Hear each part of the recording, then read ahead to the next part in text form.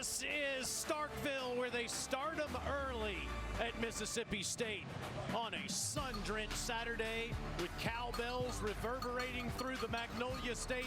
The 17th ranked Texas A&M Aggies are in town to square off with the Mississippi State Bulldogs. It's SEC Network football presented by... With Matt Stinchcomb, the College Football Hall of Famer, and Alyssa Lang, I'm Taylor Zarzour. Welcome to Stark Vegas, as they say. So much in common with these two programs. They both wear maroon and white.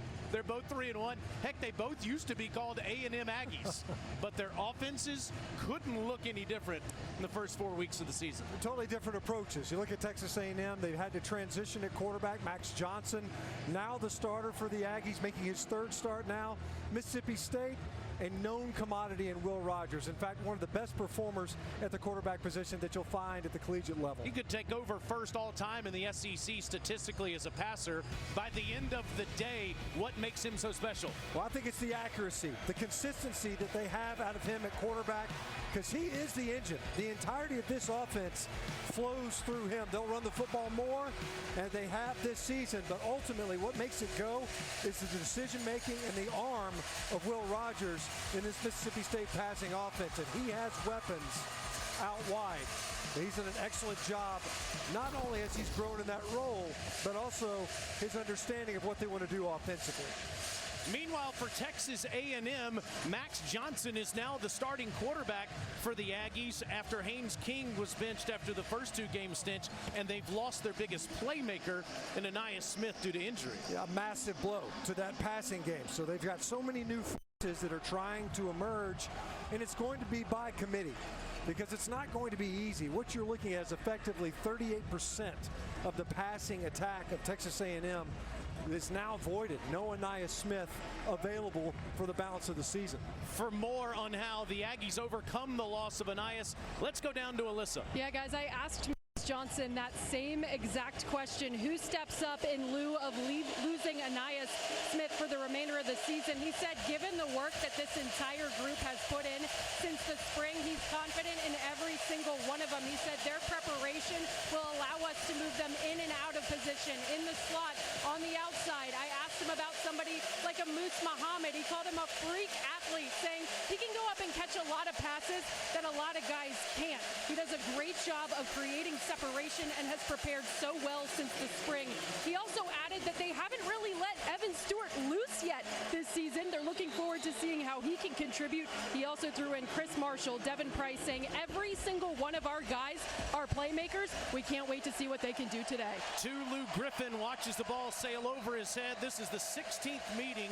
State leads 8-7. They're 5-5 against each other in the SEC. This is the 11th straight year that they've played. You see that A&M won the toss in Mississippi State, receiving the football first. Will Rogers, last week he threw 6 touchdown passes in a game for the second time in his career, and he threw for over 400 yards for the 7th time stint. In fact, he did that against these Aggies in College Station last year. Yeah, he's enjoyed a great deal of success again this year. A familiarity, of course, offensively. A different defensive approach, though, with DJ Durkin now leading the Aggie defense. On the first play, it's Dylan Johnson, and Johnson will get a couple. Shamar Turner makes the tackle. Mississippi State is dead last in the conference in running the football. You don't see Mike Leach do that very often, Stinch. They only gained about 80 yards a game. They've been far more intentional earlier in the season as they've entered league play. The running game has been a little bit more abated. Woody Marks back available today.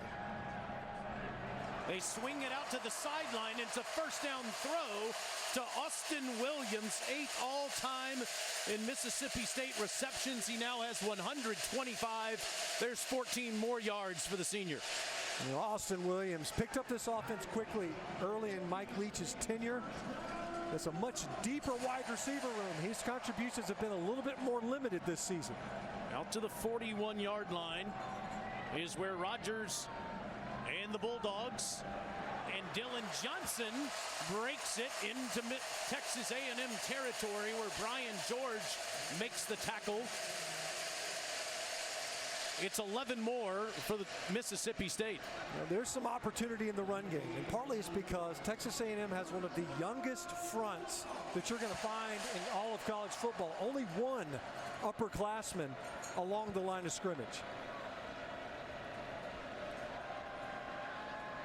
Rogers drifting back, is just going to have to throw it away to the sideline.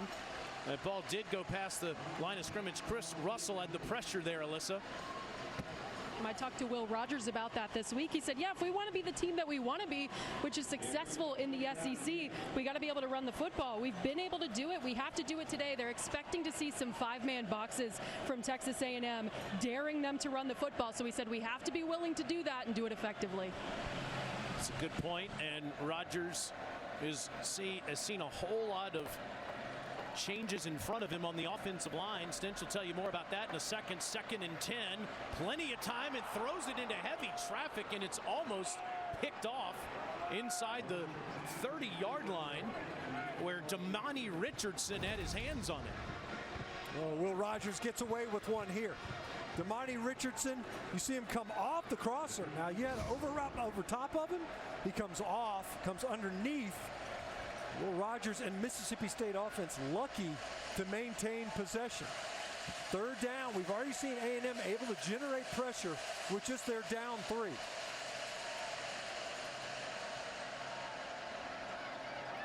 Rogers steps up underneath, and it's dropped.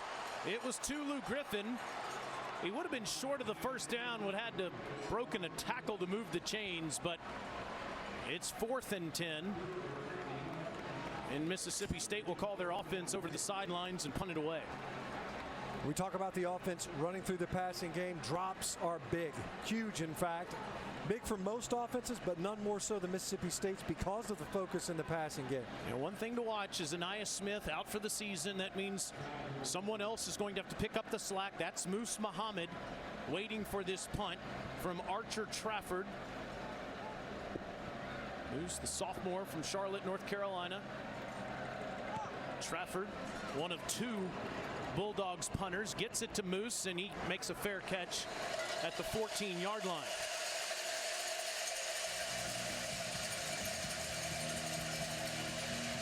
So Moose stays on the field, and Max Johnson, the transfer from LSU, will join him at the quarterback spot.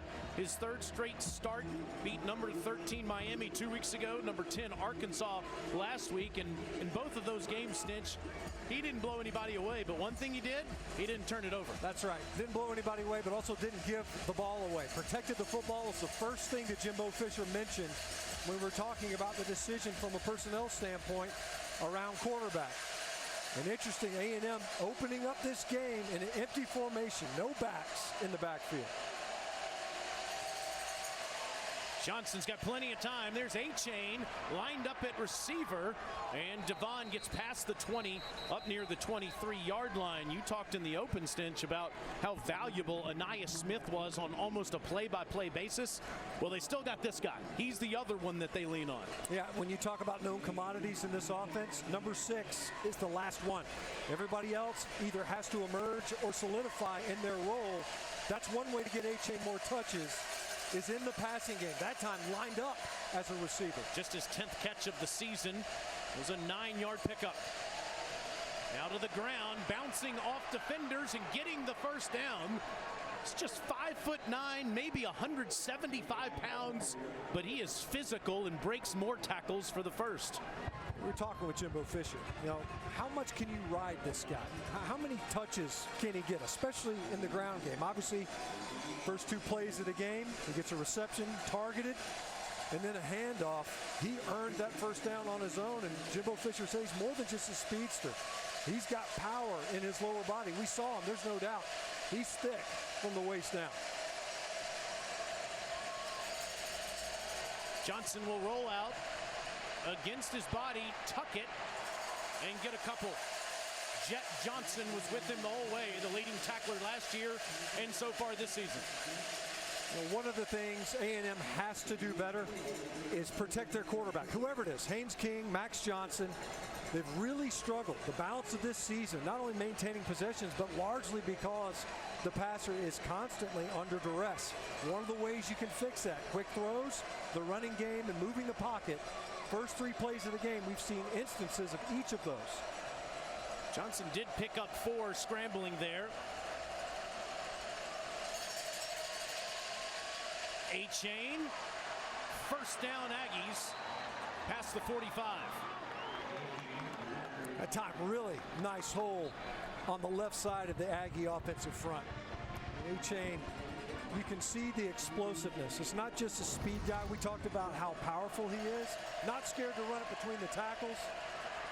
He just sticks it and hits it. You get some guys that have speed, they want to bounce everything. That time, saw the hole, hit the hole. Aggies are one of the more inexperienced offensive lines and defensive lines in all of college football. Jimbo Fisher is confident that these guys are getting it up front, getting better each week.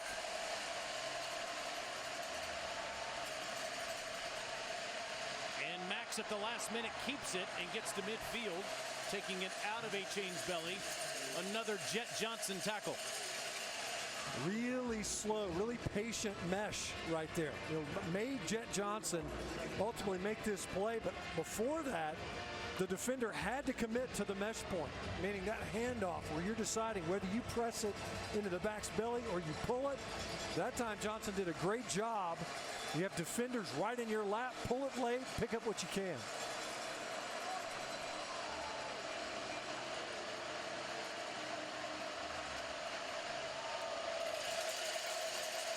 Johnson stands tall, it's deflected. Went off of a couple of defenders. It was Javon Banks who first got his hands on it, the sophomore from Olive Branch. Third down. A great job getting his hands up. Banks just getting in that passing lane.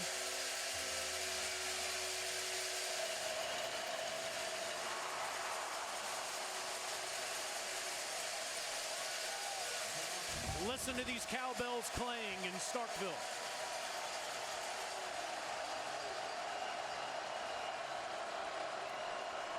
Really unique. Look at this defensive front. Only 2 committed to the line of scrimmage.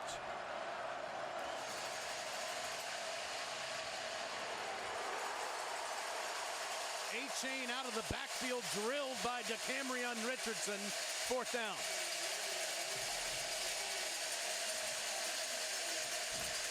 Zach Arnett, defensive coordinator for Mississippi State, ends up dialing up that pressure. He had those 2 inside linebackers coming, but only 4 committed to the pressure, and DeCamerion Richardson comes up, makes a fantastic open field tackle. Nick Constantino on the field. Xavier Thomas standing inside his 10-yard line. Perfect punt by Constantino that'll pin Mississippi State inside its 10. It's a 40-yard punt. Chamber of Commerce Day in Starkville. Aggies and Bulldogs.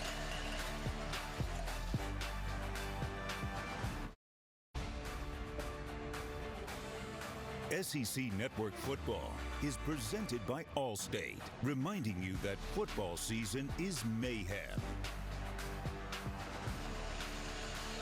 Mike Leach and Mississippi State playing the Texas A&M Aggies today. Coach Leach, 61 years old in his 3rd season at Mississippi State.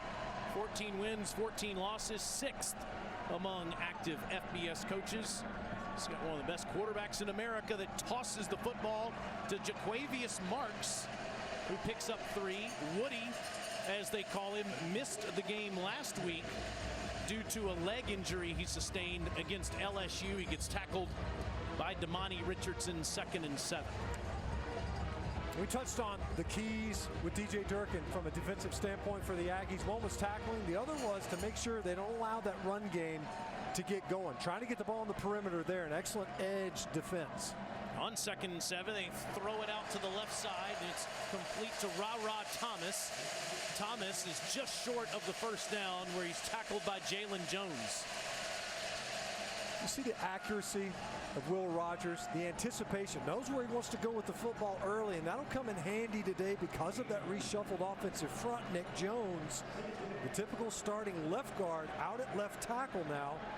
Dollar Bill Johnson out. And of course, Steven Lasoya, who is the backup center, in there at left guard. On 3rd and 1, it's a completed pass for a first down. It's Rufus Harvey, who got 5 yards. Knee was down at the 22.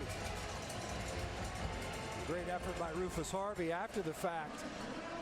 Looked at it, kept that knee up, ultimately grazed the grass. Regardless, a conversion.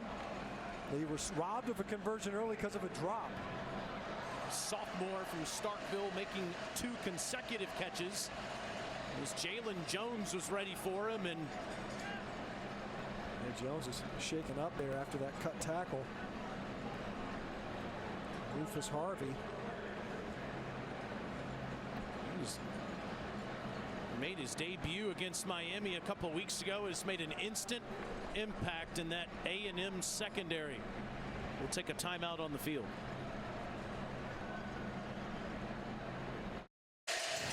Time now for Saturday Sounds, brought to you by Sonos. 1st and goal. KJ's going to run it again. Diving, fumbles the ball, and Chappell's got it. Tyreek Chappell in the right spot as he hands it off to Richardson. Here he goes. Wow! Can you believe this? What a turn! A 13-point differential, really, in one play right there, with KJ Jefferson diving from the 5. Russell popping the ball out. Richardson getting it, giving it, or maybe having it taken away. That's right.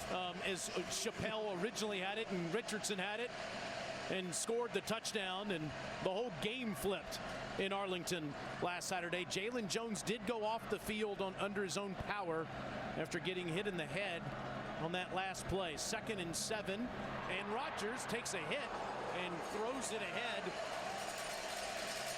to Woody Marks for a few. Alyssa, how about that Richardson-Chappell touchdown last week? Yeah, I talked to both of those guys this week, and I said, Damani, it didn't look like a handoff. It kind of looked like he just ripped it out of his hands. And he said, yeah, it was about 50-50, me taking it from him and him handing it to me. I asked Tyreek to go through the play with me. He said, well, I picked up the fumble. All I saw was 100 yards of green, but it was a 14-play drive. I was kind of tired. I saw Damani coming, screaming, give me the ball, give me the ball. No one was going to stop him, so I gave it to him. Then he said, hey, man, you scored my touchdown when they came over the sidelines. Play of the year so far for A&M. It's a first down run for Mississippi State, but there are flags on the field.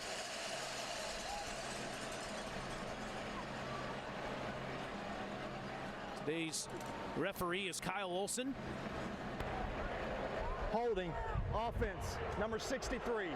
10-yard penalty from the spot of the foul, 3rd down. Stench, that's the center. LaQuinston Sharp, the only returning player that is at the same position as last year. The guy they've really counted on too. Veteran presence up front, just too much grab. Spun the defender around, an easy call for the umpire to make. So instead of close to first down yardage, they're outside their own 20. Slings it across the middle, and it's caught by Harvey. His 3rd catch is a first down to the 35. 16 more for the sophomore. God, what a window. And Will Rogers fitting that in there just in time, too. You've got 2 defenders converging. As you see Richardson coming in, Cooper in coverage. He fits it right between the safety and backer. There goes Harvey in motion. Rodgers locks instead underneath to Rara Thomas up to the 42. It's interesting, Austin Williams, Jameer Calvin, Tulu Griffin, all those guys are still a big part of the offense, as is Woody Marks, but Rara Thomas, Caleb Ducking, those guys have emerged now as some of Rodgers' favorite targets. Rufus Harvey already 3 catches today. Rodgers has all day and gets rid of it past the 45, where the next catch is made by Justin Robinson, a transfer from Georgia. Had 2 catches in his career in Athens. He has 4 in the last 2 weeks here. Well, and you mentioned the time. Rodgers allowing things to develop, ultimately collapsed inside out. Doesn't flush, doesn't panic. A couple of steps to his right, deliver a strike downfield. As you see Jalen Jones there on the sideline. We'll see him with his helmet. But good to see him standing up and watching the ball game. First down, Bulldogs at their own 45. Dylan Johnson bounces off of one defender and gets up to the 49. Johnson broke one for 40 yards last week. Maybe I just want to believe this, Stinch, but it feels like Mike Leach is trying to run the football more this year. I think there's no doubt that there's an intention there, especially if you're going to commit to just playing 3 down line.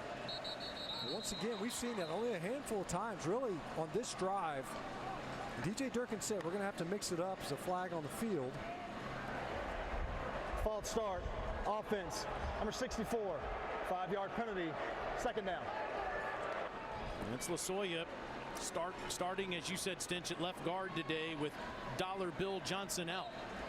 That guy, forced into the service, going to run the football again, right? Get a little antsy, want to get a head start on that run block. But what you have to do sometimes with these defensive coordinators and fronts where they say, look, we're going to try to drop 8 and control the line of scrimmage with just 3, you got to run them out of it. Mississippi State's been more intentional there this year. Here's a toss to Johnson. And he'll pick up a yard, maybe 2, where Chappelle, the cornerback, comes up to make the tackle. Now 3rd and 9. One of the things to look for is the running back's alignment. When he's offset, Mississippi State lives in the shotgun. But when that back is about 1.5 yards, 2 yards behind in that offset, it's almost always a downhill run. When he's even with Rogers like he is here, obviously a 3rd down, it's a passing obvious. Rogers underneath to Marks. He's into Bulldog or Aggie territory rather, inside the 49, but Chris Russell and Edrin Cooper, those linebackers, force a 4th down. Well, as Mike Leach is the play caller and head coach, he doesn't have to consult really with anybody, right? So you make a play call knowing that, look, we're at midfield. This is 4-down territory. They didn't flinch. They're staying over the ball. You check that down, pick up what you can, and make it 4th and somewhat manageable here at midfield. They're 4 of 7 on 4th down this year.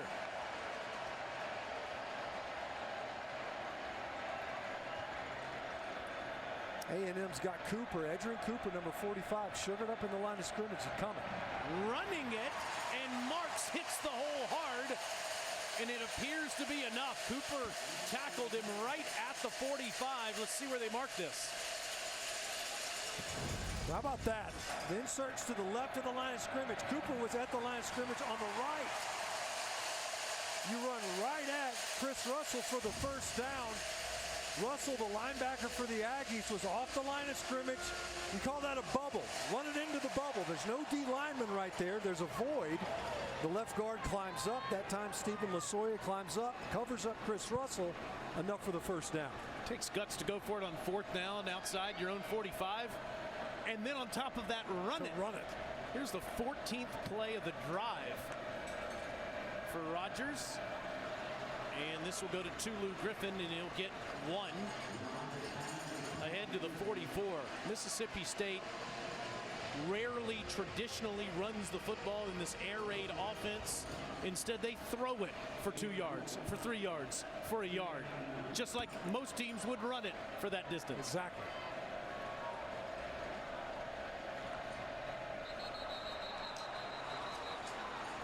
Third penalty on this drive so far. False start. Offense. Number 57.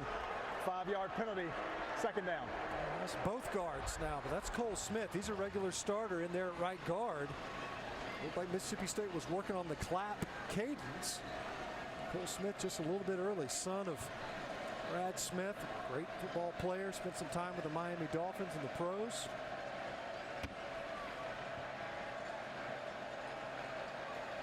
Second and 14. All day for Rogers.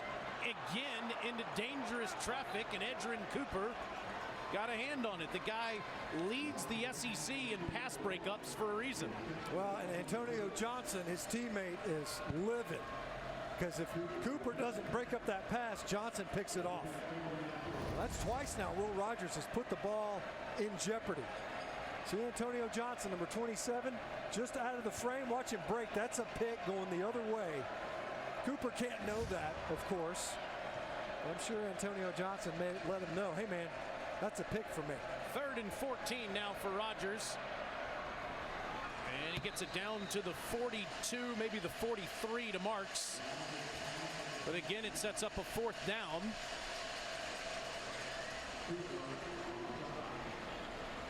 Coach Leach has Will Rogers staying on the field for now. Here he comes. Yeah, and that's got to be incredibly frustrating, right? Offensively, plenty of time in this game, of course, but you convert a 4th down, great run play, right? And then you get a procedure penalty to back you up. It completely diffuses your drive. How many times have you seen a 16-play, 49-yard drive? It doesn't happen often, buddy. That's what happens when you go backwards like 3 different times on the same possession.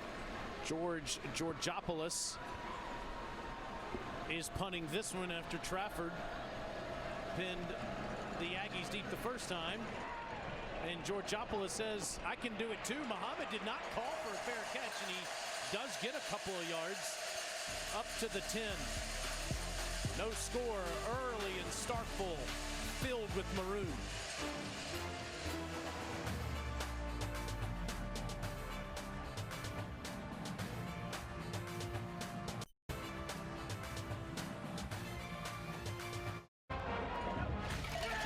Coming up at 7:30 Eastern, #1 Georgia is in Columbia squaring off against Mizzou in our SEC Saturday night matchup. It's also available on the ESPN app. I would imagine you have some angry dogs after they didn't have their way with Kent State last Saturday. We saw that in Athens, and I don't know that I've ever seen a team lose the way Mizzou did to Auburn. That crazy finish on the Plains. Here we've got no score. And there goes Devon Achane. Camryn Richardson rides him out of bounds, but one of the best tailbacks in America with a big gain. There is a flag down near the end of the play. For the moment, it's a 20-yard pickup. After the play, personal foul, face mask, defense, number 3. 15 yards will be added to the end of the play. First down. You talk about, so you have your opponent pinned deep. You let them out of the gate with a nice run. And this happens sometimes. You got cut loose there towards the end, right? You get a running back. They usually, oftentimes you'll see it's like a joint face massage. Right? The running back gets his hand up there in your face mask. You put your hand in his face mask. That time it was just Richardson grabbing the cage of Achane. I'm not signing up for that. Le'Veon Moss makes his debut as an Aggie. The true freshman from just outside Baton Rouge, and Jimbo Fisher was raving about this guy yesterday, saying, I think he's ready for his debut. Well, there he is with the carry for 3 yards. Yeah, you could say that for a lot of this team, except the guys that needed to be debuting around week 4 and 5, they've had to debut earlier. We talked about how young this team is. We're talking along the front, not just skill players like Le'Veon Moss. Part of the reason we're seeing him is Ainias Smith's absence. It's the end of the first quarter. Mississippi State dominated the time of possession, but no score at the end of one in Stark Vegas on a beautiful sun-drenched Saturday. The Aggies and Bulldogs on SEC Network Football, presented by Allstate.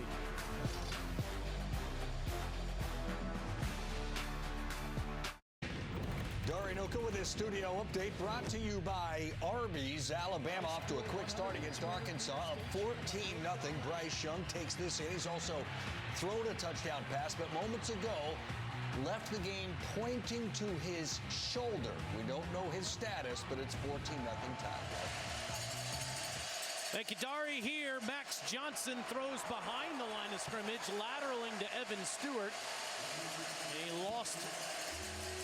He lost his momentum there, and he goes ahead to the 46-yard line where Jackie Matthews was waiting for a tackle. It's third down for Texas A&M against Mississippi State in the second quarter.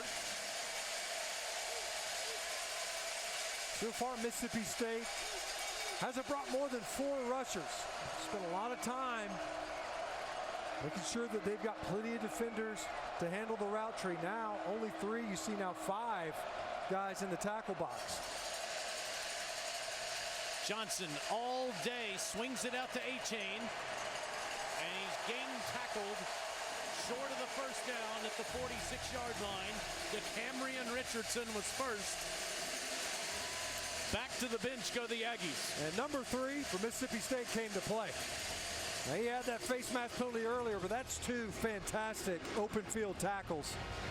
How about Devon A-Chain, one of the most explosive playmakers in the conference. He's got the ball in space. That's an intimidating proposition. Richardson's been up to the task repeatedly early in this game. Thomas back deep for Mississippi State, waiting on Constantinu.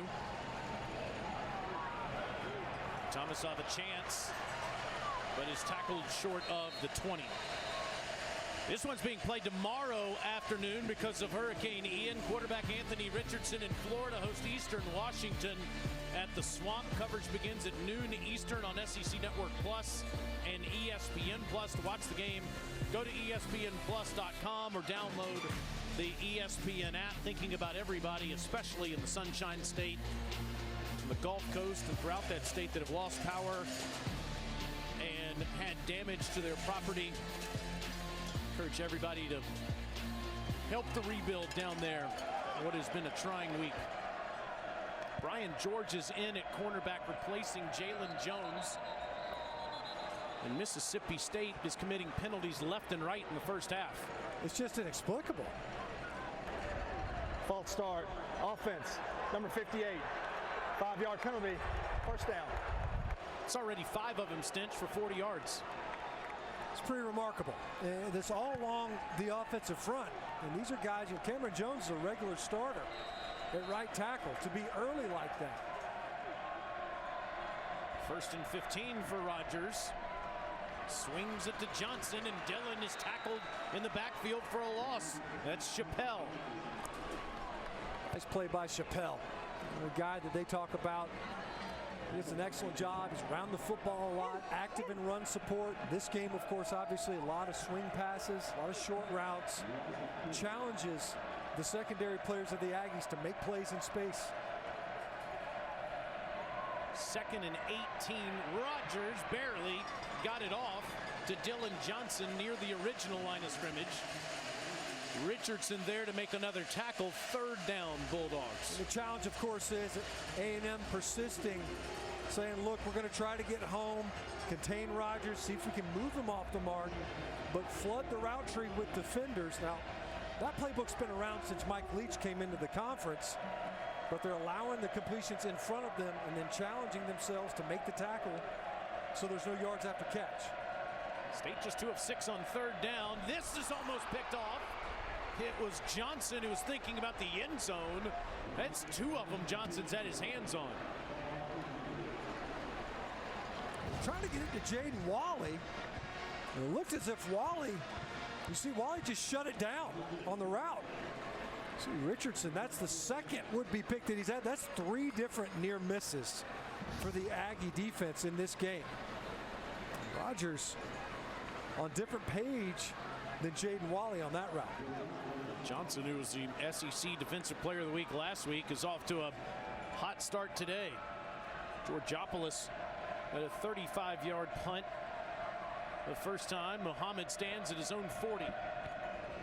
They'll have a chance at this one. Here comes Moose around the corner and stays on his feet inside the 40. Mississippi State wanted a block in the back. They're not going to get it. The Aggies have terrific field position when you come back.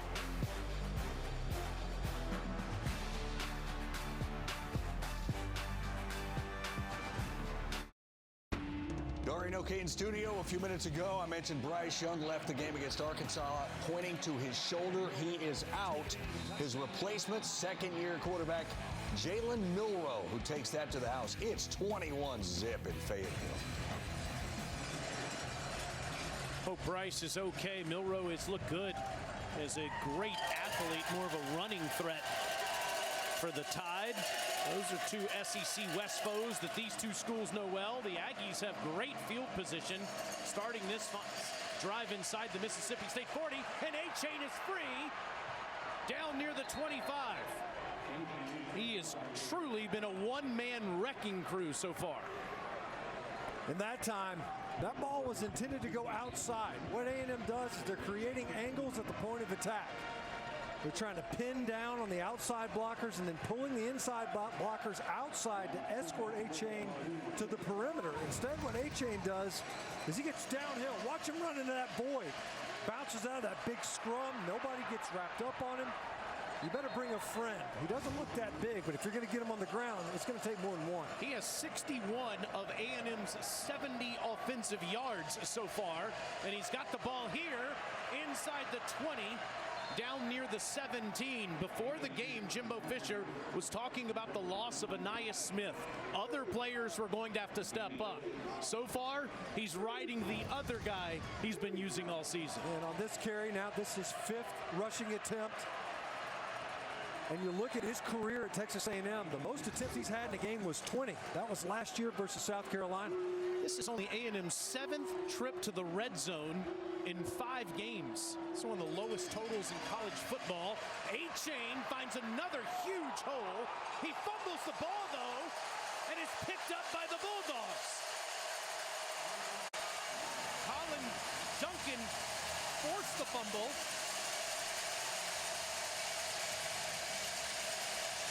And it was DeCamerion Richardson who gobbled it up.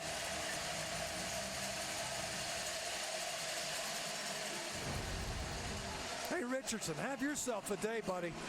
Watch Duncan. That ball's already out. He was still raking for it. The ball was out early. Richardson's there to be the beneficiary. 3 fumble recoveries this season for this Mississippi State. Look at the hole. Achane's just picking his way. Great job. That ball came flying out before the scrum even arrived. We just got done talking about it. Devon Achane, they got to get him touches, but it has been entirely his show. Both catches, Devon Achane. All the carries, largely Devon Achane. If it isn't Max Johnson, we've seen 1 carry by one other guy, and that was by Moss, a true freshman. Bulldogs start at their own 6.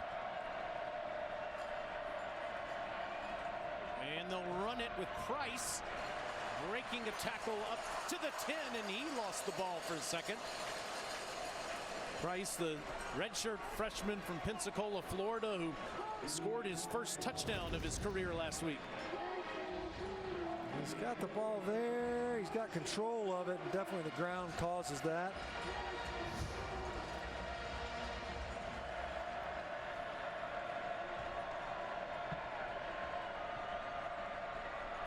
Rogers throws the one-on-one ball, and it's a great catch by Rara Thomas.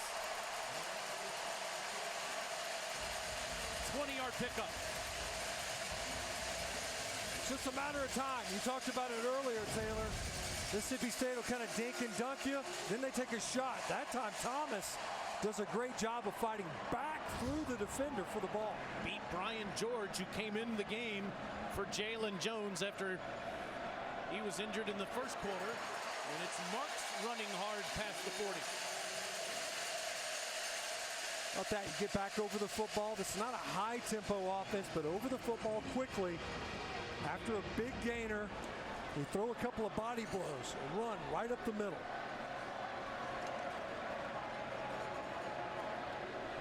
Now it's Price getting a block. First down Bulldogs inside the Aggie 40. What a great block on the edge. They do an excellent job of capturing the edge, and Woody Marks does a great job getting up there. Not just a great ball carrier in number 7. A&M, as you see, they're being allowed to substitute. Fans don't like it, but if you sub offensively, the defense has to be afforded a chance to sub as well. It's a 19-yard pickup for Price on the last play, and as you said, both of them are back there again. Fake to Price this time. Rogers surveys the entire field, And eventually dumps it off underneath to Justin Robinson for a few. It looked like he was looking to hit a slant right now. Instead came off of it wisely. A&M had that well defended, pulled it down, and just gain what you can. Right now, Mississippi State in that rhythm. And this offensive drive sparked by the big catch by Ra Thomas on the outside. Price goes out. Dylan Johnson comes in to join Marks in the backfield.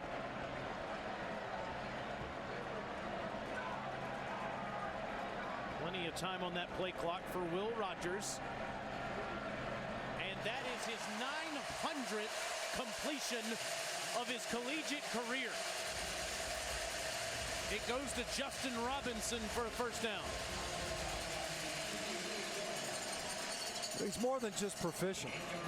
This is a guy, the accuracy, the decision making. We talk about it though in this game. He's gotten away with a few throws in this one. But right now, very much in rhythm and in a groove offensively. He passed Chris Leak, the former Florida Gator, for second all-time in SEC completions. And he's got a couple dozen to go to get the record that Aaron Murray holds. Dancing all over the place on this play, looking more like Johnny Manziel, and it was incomplete. Edgerrin Cooper was all over him in the backfield. You see Rogers, the clap there, a little bit of frustration, trying to keep that one alive. That's a couple of passes now where he's had to scramble around to try to extend the play. Cooper, one of the few veteran players, albeit still just a sophomore for that defense, that has some experience in their front 5 or 6 defenders. 2nd and 10 Bulldogs at the 28. Dylan Johnson right through the big hole. First down Bulldogs near the 11.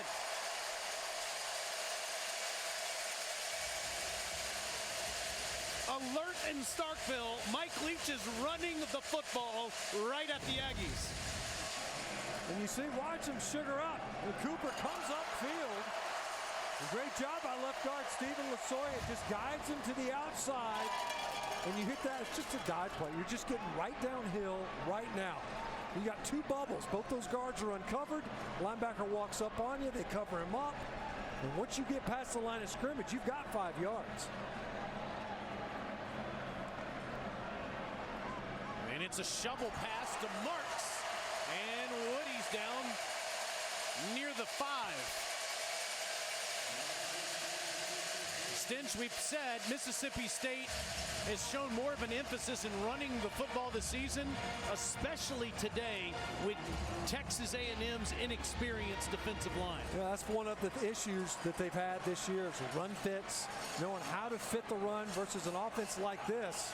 You've got fewer bodies to make it right. If you fit it wrong up front, there's not as many in the second line to make you right. Of course, that one counted as a pass. Rogers back shoulder over the head of Caleb Ducking. Denver Harris in coverage. Well, that's the first time we've seen Ducking targeted in this game. He's had some big performances, namely last week. That's a big, long receiver, just too much on that ball. And they're saying, look, the crowd wanted PI. That ball was not catchable. Well, we've seen him do the duck 5 times already this year, twice last week. And by himself at the top of the screen again. It's 3rd and 3. He's going to try it again, and he's got it.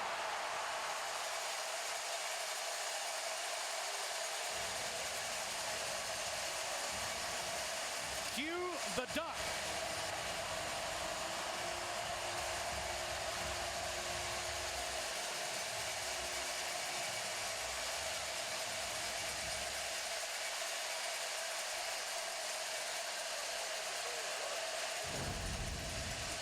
Well, they go right back to him. Last time it was thrown to the corner, this time back shoulder. You see it right there, right? A big, long receiver. Hard to defend, a big rangy guy. We were down there with him. He's every inch of 6'5". Mississippi State has scored 13 straight touchdowns in the red zone. They don't just clang and clang, they quack and quack. 7-0 Mississippi State.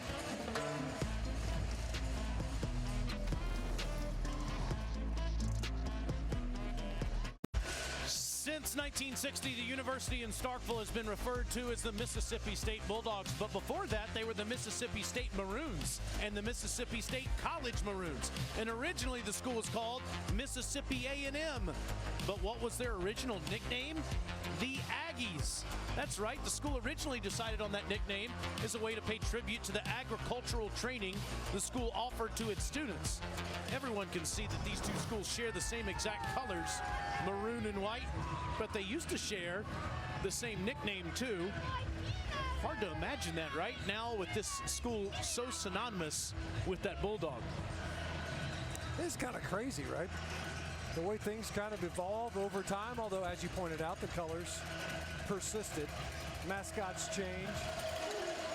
Maroon is forever.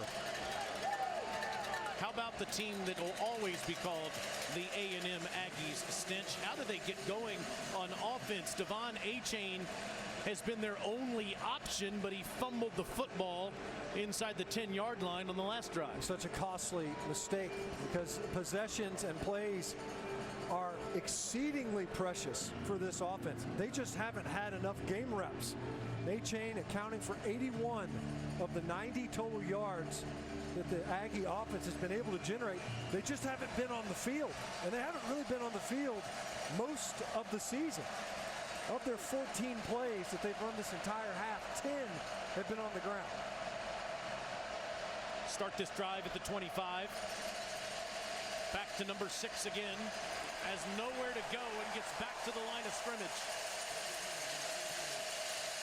Mr. Green cleans things up. Jalen, the transfer from Texas, came over to Mississippi State last year. Has been one of their best defensive backs. You think about it, someone's going to have to emerge. You know, what about a quick throw? A now pass for the Aggie offense. Just get it out of Johnson's hands quickly, get the ball on the perimeter, see if you can break a tackle. Achane now moves to the very bottom of your screen. Last time they were in this formation, they went to Achane at receiver. First play of the game. Johnson has to step up. And he's tackled at the 32-yard line by Jet Johnson. It'll be 3rd and 3. Nowhere to go with that ball. Just ends up tucking it, protecting it. Try to get it to 3rd and manageable. Johnson is a mobile quarterback. He can't hurt you. We've seen Mississippi State struggle largely versus LSU. Jaden Daniels in the scramble game, extending plays, hurt the Bulldog defense.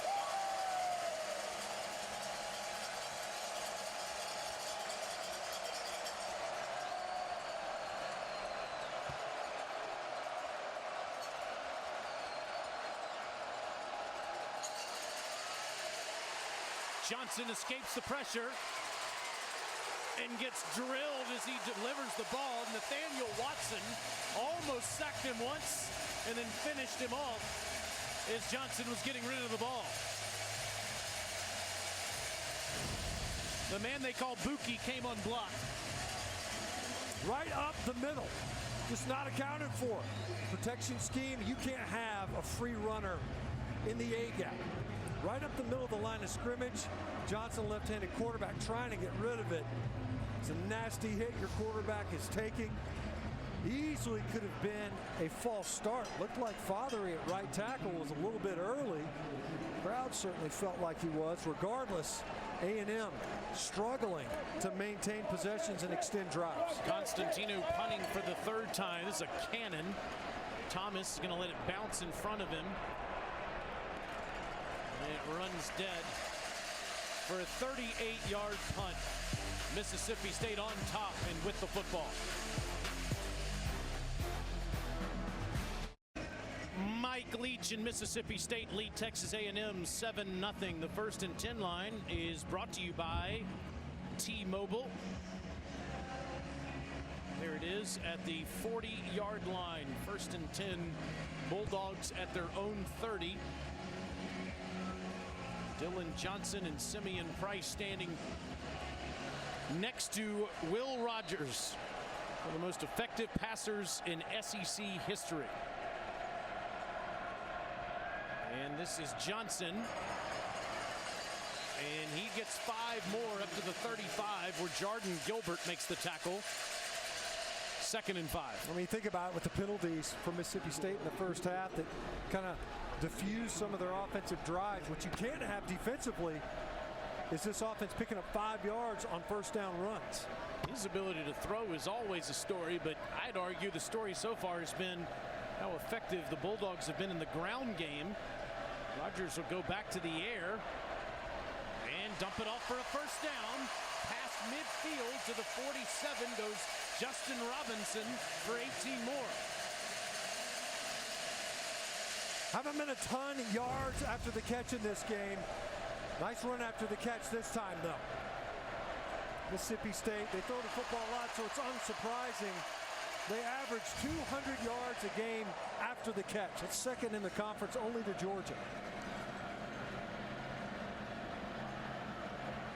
And Price hits the hole hard and gets down near another first down for 10 more. Since this team averages 80 yards rushing a game, they have 89 in the first half. They did a great job several times, even with the downhill runs. Not only they catching the Aggie defense off guard, that time the right side captured well by right tackle Cameron Jones. Inside the Aggie 40, Rogers steps up and just too tall for Ra-Ra Thomas. We came into this talking about Rogers. There's a ton of pressure on him as a passer because of the number of attempts. But I will say he set the bar exceptionally high for himself based on his own play. There have been several throws really here in the first half. Overshot ducking, came back to him on the back shoulder for the touchdown throw. There he had Thomas, just overshot him downfield. Had a couple other near misses, could have gone the other direction. And to your point, he's traditionally one of the best, most accurate passers in all of college football. Is the active career leader in completion percentage at 72% coming in. Dillon Johnson gets inside the 35, near the 32. A lot of room to run for these Bulldog running backs in the first half. They've done a great job. Mississippi State has along the front, as we mentioned, some new faces retooled on the left side, but to average almost 7 yards a carry here in the first half. Can't have that. That is a losing formula defensively. The Aggies have to fight. Now they have to battle 2 different modes of moving the football. Could be 4-down territory. 3rd and 5. Rogers won't need another down. It's a first down to Tulu Griffin, and it's 1st and goal Bulldogs.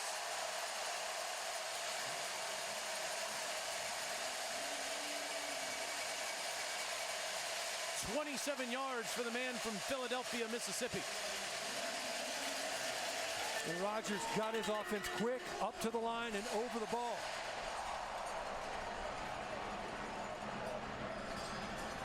To the end zone, incomplete. Jameer Calvin had his hands on it. Rogers knew exactly what he wanted pre-snap. Watch, the ball's out right now. The ball's already gone before Calvin even comes out of his break. Knew exactly what he wanted, had it, just a little too out in front for Calvin, who could have and should have come up for the catch.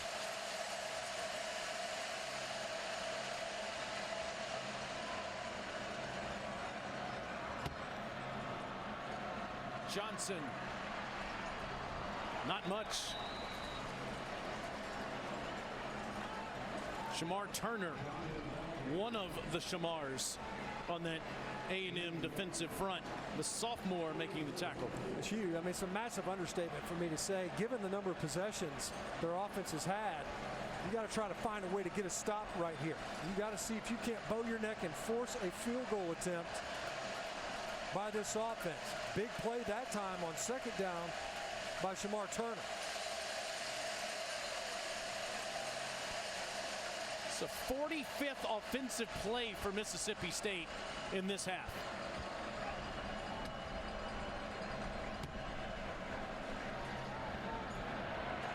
Rogers, the catch made, touchdown.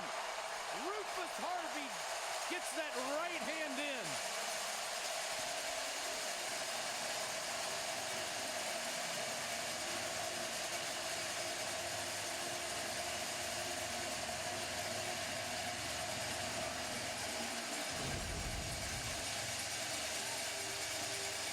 See him just in and out, pivot right out of that route.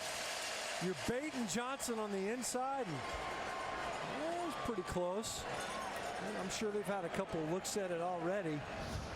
The replay booth. Working against Antonio Johnson in coverage. It's a lot of quickness to try to contain in a small space. We're still looking up here. Daniel Boldrick is the replay official.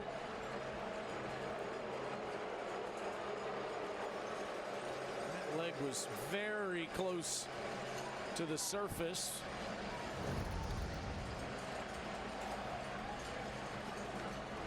Pile on, Cam. That's a good. Yeah, hard to see. Yeah. I think that first angle we saw would be the. He's got it in his right arm. And it's hard. I mean, you could see where his knee would have touched, but you can't tell where the ball is. The ruling on the field of a touchdown is under video review.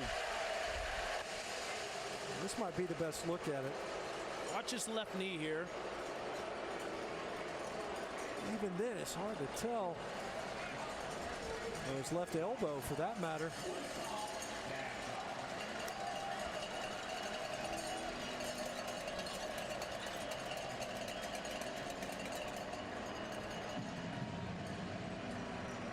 Left knee and left elbow could establish him as down as well.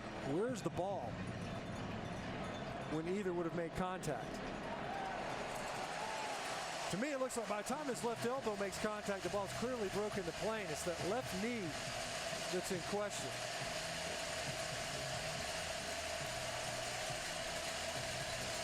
That looks like 6. I don't see that left knee is down early enough. Not enough to overturn. Right. Rule the touchdown on the field. It's got to be indisputable video evidence. If it stands, Mississippi State has scored touchdowns on 14 straight red zone trips. When you think about it, the thought is, a quote-unquote air raid offense, they need space. You're throwing to the open grass, but then now you're playing on a condensed field in a red zone. They have been remarkably proficient in this area of the field. After video review, the ruling of a touchdown stands.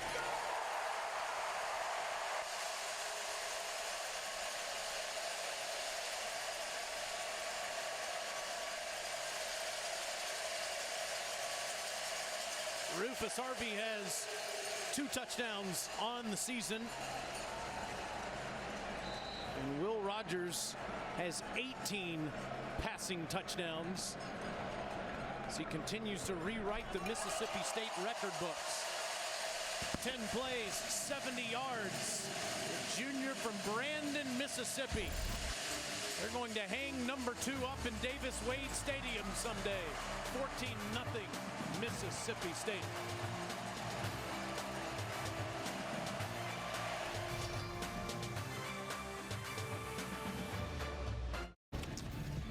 All right, welcome in. Auto Owners Insurance halftime report coming up in a bit. We will show you some issue potentially with Bryce Young and how Alabama's doing against Arkansas right now. Take you around the top 25. Mississippi State, good end of the half here. Yeah, real good end of the half. Great drive, but on the ground, 95 yards to Mississippi State, that's impressive. And A&M less than 100 yards of offense. Guys, we'll see you shortly. Thanks, Starry. Looking forward to that. Remember when they used to say, we want Bama? Now, those guys in the end zone paint up, we want App State. Of course, the Aggies lost to them earlier this season. Here comes A-Chain. He gets through there. And if anybody's going to bring the Aggies back, it's going to be number 6. That's a 43-yard return. Couldn't come at a better time. You'll have much time to work with. 3 timeouts, though, and a ball at midfield because of the efforts of this man. Not just a great runner, at the running back spot, receiver out of the backfield. He's been lined up at receiver today, the majority of the offense, and now a fantastic kick return. 50 seconds left in the half. You got 3 timeouts, and you get the ball first to start the second half. Seems like it's critical to get some points here. Opportunity here, right? The challenge has been all game long. Can you just pick up first downs? When you execute here, keep your pocket clean. See if you can't pick up some yards on a first down run. If you're going to keep it on the ground, where can you crease this Mississippi State defensive front? We've seen Achane. He's gotten loose a couple of times. They got to deal with the Cowbells in their first true road game of the season.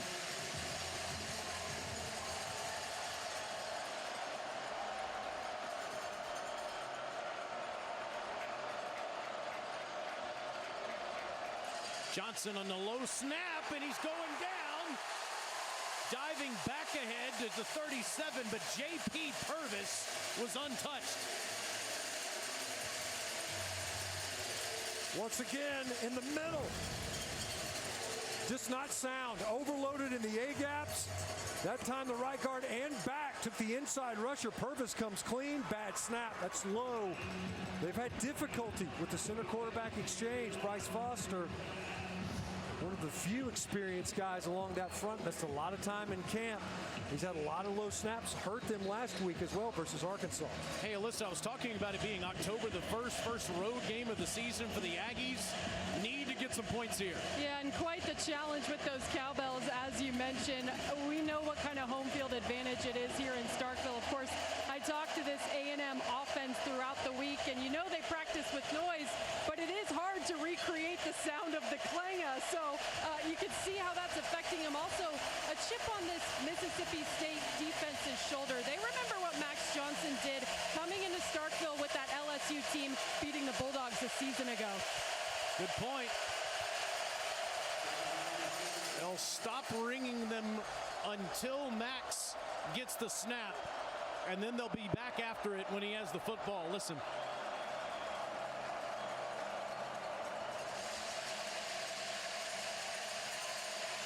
Throws a dart to Moose Muhammad, and Muhammad has the first down inside the 40. Clean pocket. One of the few times that Max Johnson has had the opportunity to operate from a clean pocket. Delivers a strike to Moose Muhammad, who has to bounce back from a rough performance last week in the victory over the Razorbacks. Came in a key time to push the ball downfield. 24-yard pickup for the sophomore from Charlotte.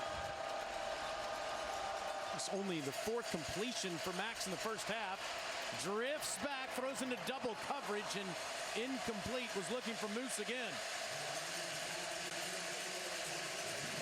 That ball came out of Max Johnson's hand kind of funny that time. Fluttered a little bit. He's been under duress quite a bit. We talked about the pressure that's on him from a position standpoint, but in game, about 35% of their pass attempts and dropbacks results in a pressure of some type. Mississippi State has heated up the Aggie quarterback a couple times just in this series alone. The pocket was collapsing on that last attempt.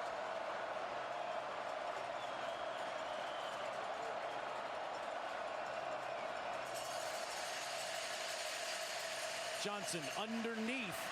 First down for Donovan Green, the big tight end, breaking a tackle near the 23-yard line. That's 16 more. Well, we talked about Mississippi State needing to tackle in space.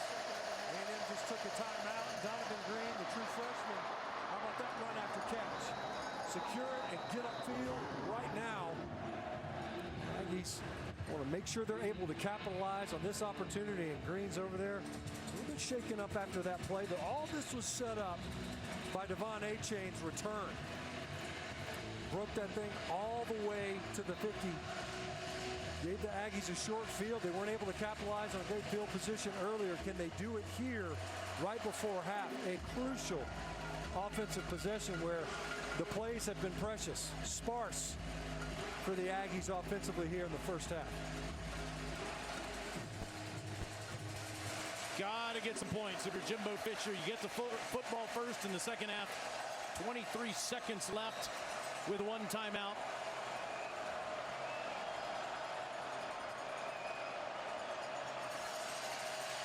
Johnson is going to go down again.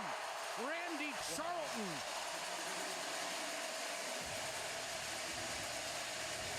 Aggies use their last timeout with 17 seconds left in the half.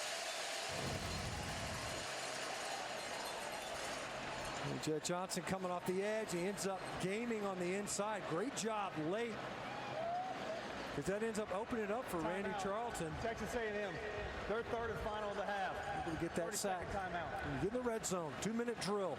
No negative yardage plays. No sacks. They got timeouts to save you. As you see, they're now banged up. Stinch, that's Jordan Spazovic Moko. He's listed as the backup right guard, but he's been seeing some action today with Bryce Foster not able to play every snap. Foster mono in camp in August, so still not at 100% yet.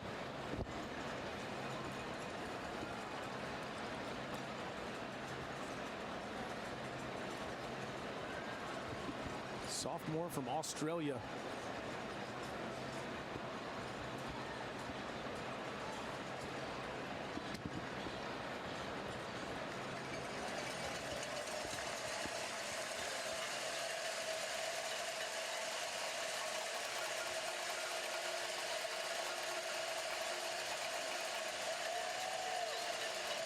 As he goes off, the Aggies will come back on with no timeouts left. It's 2nd and 17 for Coach Fisher's team, and you got to be careful here with no timeouts. There's no question. Now, right now, you're thinking, okay, you're Max Johnson, 17 seconds to play. You're talking about an average of 6 seconds when the ball's in play. You got to get over that football quickly. You get a completion inbounds or over the middle of the field, you got to hurry up, get up there, spike the football.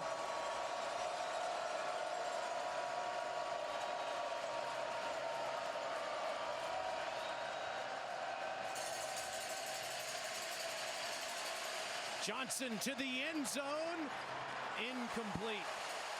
And here come the flags. Yeah. Chris Marshall was covered up by Jackie Matthews.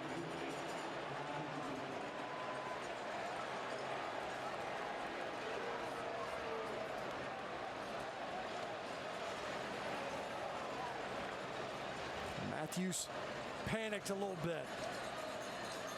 You could see Marshall fighting back to the ball. Pass interference, defense, number 8. 15-yard penalty, automatic first down. 6th penalty on Mississippi State in the first half. 7 seconds. See Matthews trying to fight back across. Matthews felt it. Didn't have an idea of where that football was. Only cost you 15 yards. Better than a touchdown. 10 seconds left in the half, Stitch, with the Aggies snapping it from the 15, and again, no timeouts.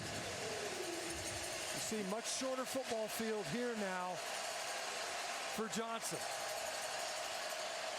0 of 1 on in the red zone. They fumbled the first time they were down here.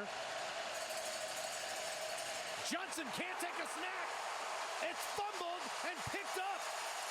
Buki Watson caused it, and Tyrus Wheat recovered it.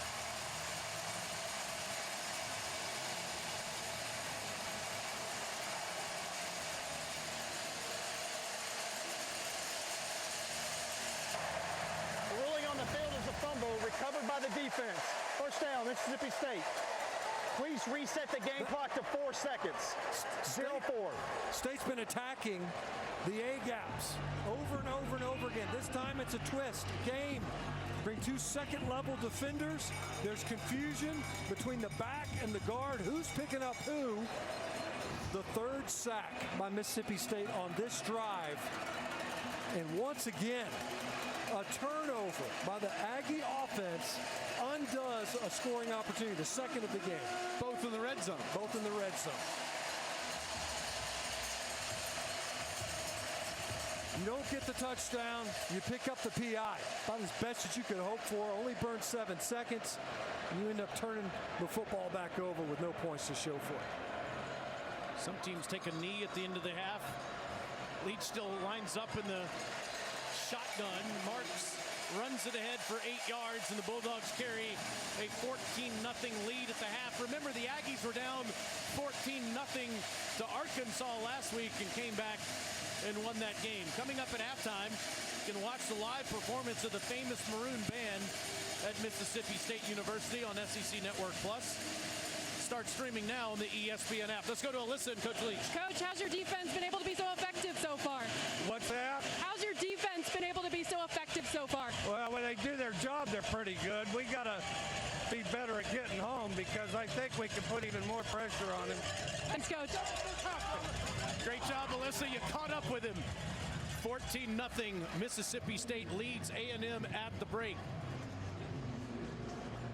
Dari, Chris, Takio, and the gang are back in the studio getting ready, and as we said, the famous Maroon Band is warming up on SEC Plus and also on the ESPN app. We'll take you back to studio. Dari Noka, take it away. You're watching SEC Network Football presented by Allstate. Mississippi State doing the duck today as the Bulldogs lead the Aggies 14-0 at the half. With the College Football Hall of Famer Matt Stinchcomb and Alyssa Lang, I'm Taylor Zarzer. Mississippi State has been cruising offensively all season while the Aggies continue to search for that offensive identity. More of the same in that first half. Yeah, and the difficulties more than anything else is that when they did get the ball, which was not very frequently, they get it into scoring position both times in the red zone. They come away empty-handed due to takeaways. Credit the Mississippi State defense for being resilient, but the Aggies have to find a way to capitalize.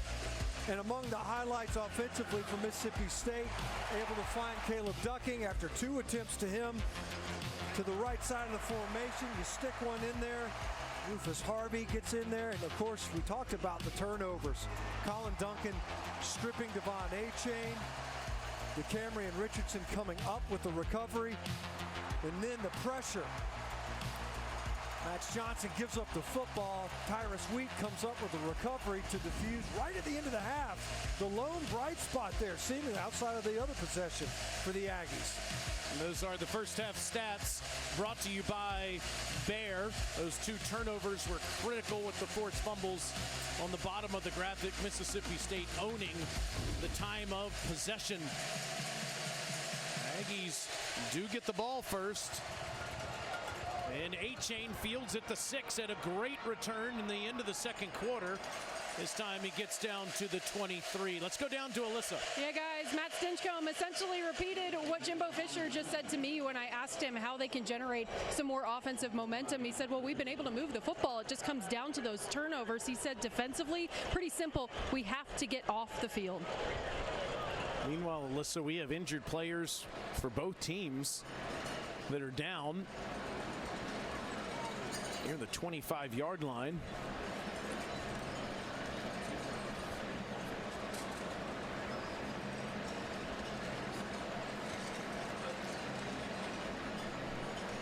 And it's Shamar Turner for Texas A&M. It's Timms for Mississippi State. Sherman Timms, the linebacker, seemed to be okay.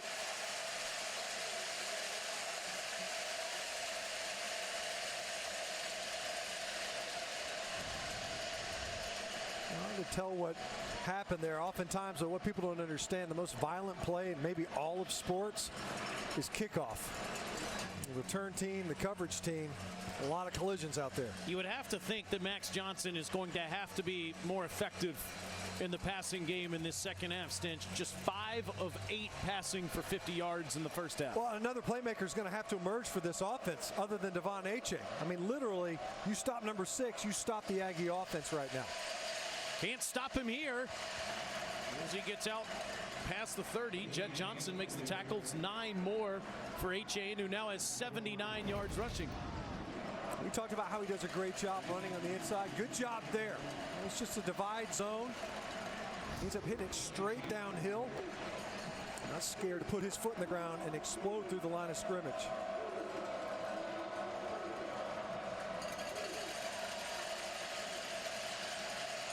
A first down run for Devon up to the 34. Stinch, typically when you have a world-class sprinter on your team, he's lined up near the sidelines, not running between the tackles. This guy is an all-American track star for A&M in the 100-meter, 200-meter, and the 4x100-meter relay.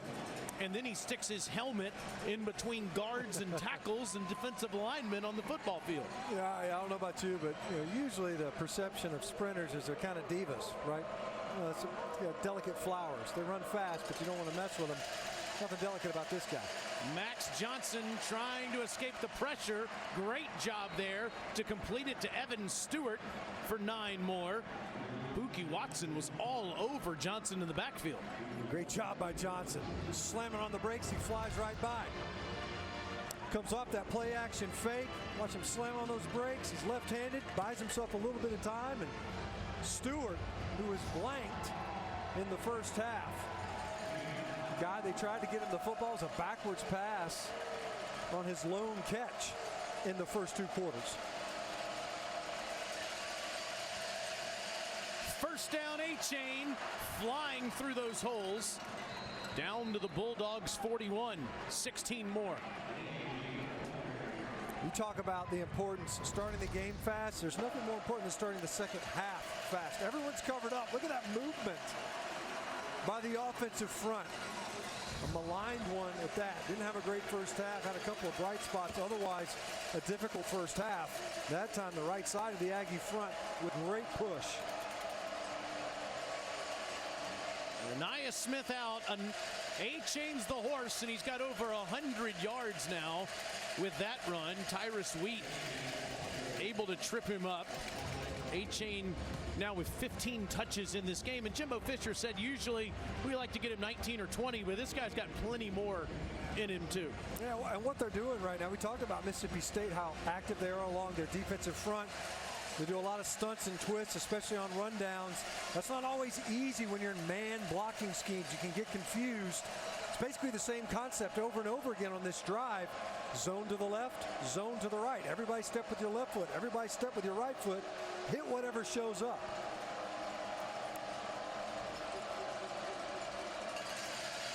Bulldogs show pressure. A-Chain not able to get the edge. Jalen Green with the tackle.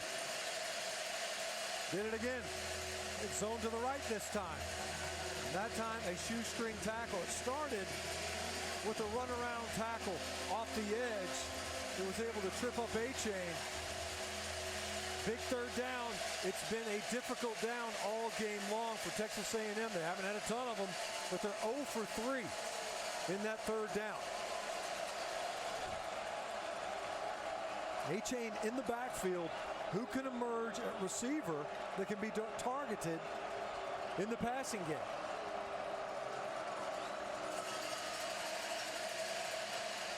Johnson incomplete. Evan Stewart had it in his breadbasket. Would have been short of the first. Instead, it's 4th and 6.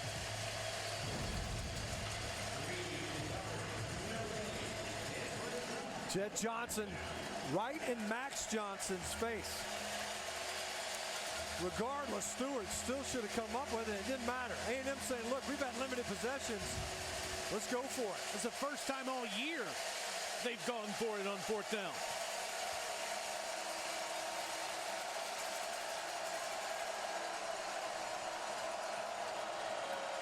Two wide rushers by the state defense. See if they stunt into the middle.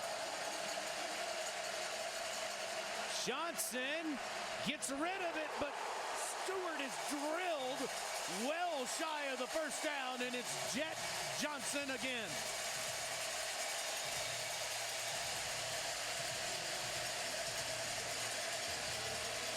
Buki Watson, Jet Johnson. Johnson's 8th tackle. Trying to get the ball to Stewart, the true freshman. Mississippi State pitching the shutout against the Aggies. It's the turnover on downs after another tackle by Mississippi State's defensive leader, Jet Johnson.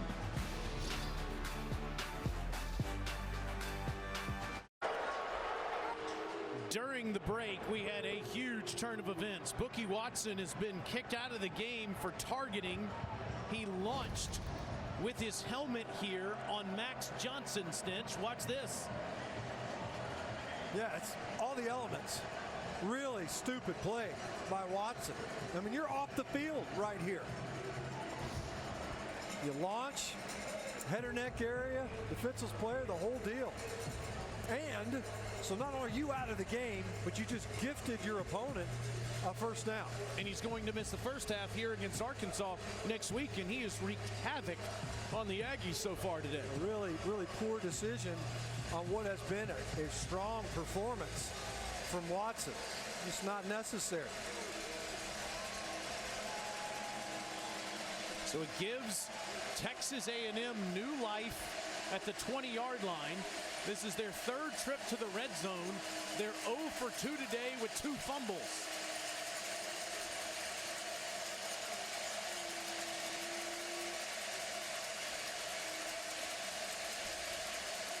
Mike Leach still discussing things with referee Kyle Olson.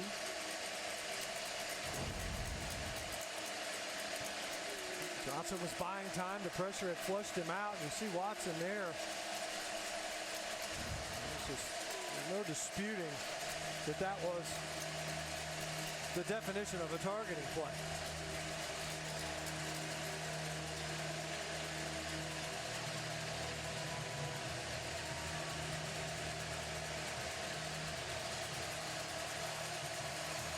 And there's no doubt it involves the launch. And keep in mind, the flag didn't come out on the field. The booth saw this. They initiated that call, and correctly so. Huge play, big impact. J.P. Purvis in there now for Bookie Watson. False start on Texas A&M.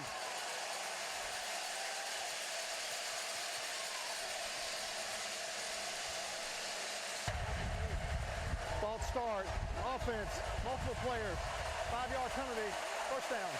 Texas A&M's first penalty, and I think the Cowbells had something to do with it. And they've actually held up really well procedurally in this game with this noise. As you pointed out, these fans get it.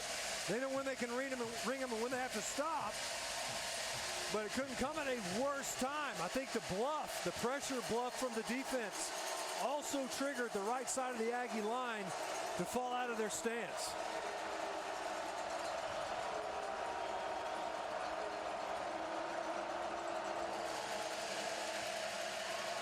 Johnson slings it out there, complete to Chris Marshall.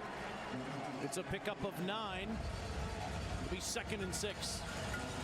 You know, Taylor, if nothing else, this drive has allowed others to emerge. Marshall now, Evan Stewart with a couple of targets and catches on this drive. Both of those guys you just mentioned are true freshmen. Aggies roster filled with them in 2022. Last other 2 drives into the red zone came away empty due to turnovers. Low snap, A-Chain doesn't slow him down. 1st and goal, Aggies at the 8. Some of Max Johnson's best plays in this game, when you look back, are going to be fielding the snap. That is low, right at his ankles.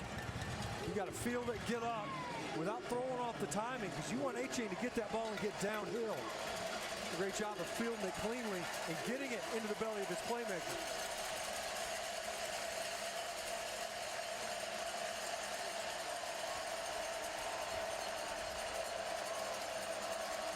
Stewart singled up at the bottom of your screen.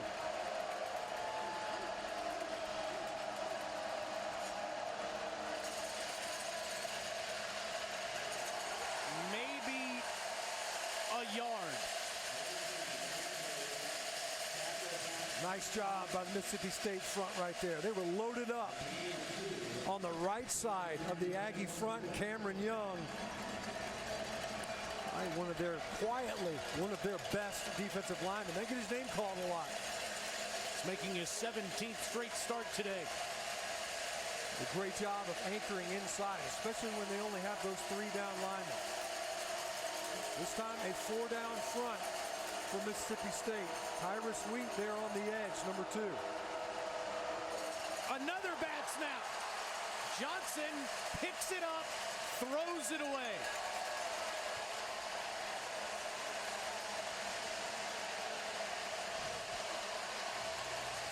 Incredibly fortunate to see another down. We're seeing so much. See, it's internal pressure. And they're trying to run the football again. Offensive line's trying to get off. Look at that ball just dribbled backwards.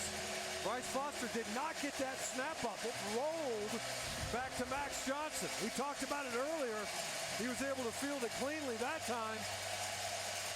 Really, the Aggies lucky that he didn't just have to eat that ball and concede the yardage backwards.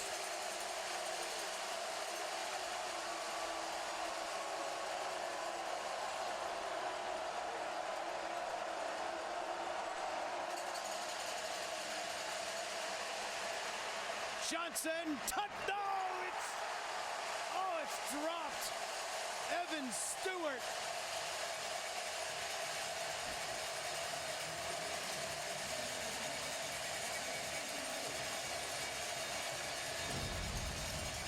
Once again, pressure moves Max Johnson off the mark. It's all been inside out the whole game. He's rolling to his left-handed quarterback. Tries to throw it back against his body and hit Stewart. Stewart got to help his quarterback out, doing everything he can to come up with that catch. Randy Bond to put the Aggies on the board from 24 yards. And finally, Texas A&M has some points. But they're just 1 for 3 in the red zone today with 3 total points. Down 14-3 with 8:49 to go in the third quarter. Oh, so close.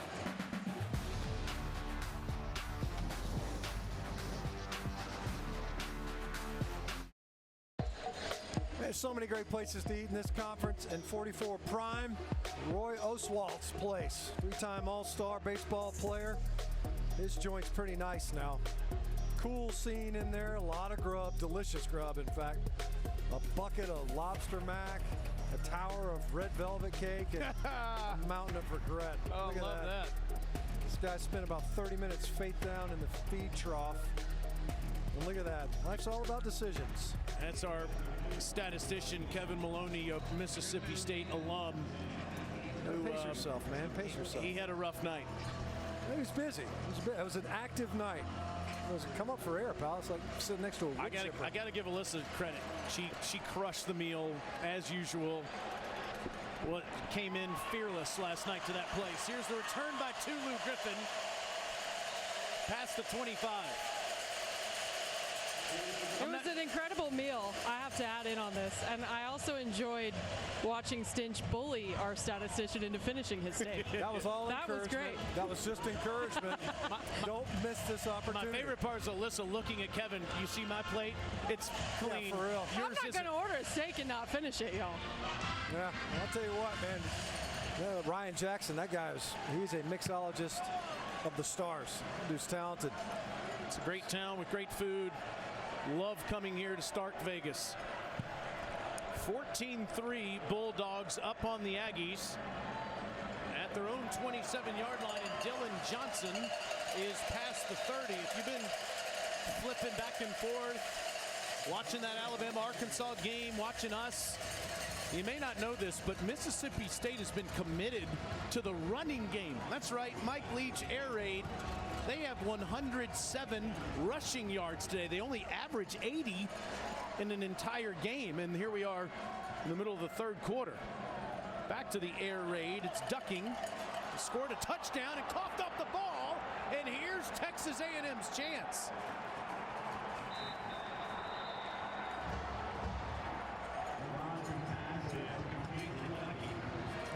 We talked about A&M and their turnovers in the first half. They couldn't capitalize. On the field is a fumble recovered by the defense. First down, Texas A&M. On some short fields. Then they stage a drive, get down and get a field goal. Mississippi State is going to give them great field position. Ducking. Didn't really ever put that ball away. Look at it. Got it all nice and loose. Had it in both hands there for a second. Put it over in his right arm just for a moment. And Deuce Harmon comes in there and punched that ball out. Walter Nolan, the big defensive tackle, was Johnny on the spot. And the Aggies have it. The Bulldogs 25. Texas A&M was going off the field after not converting a fourth down.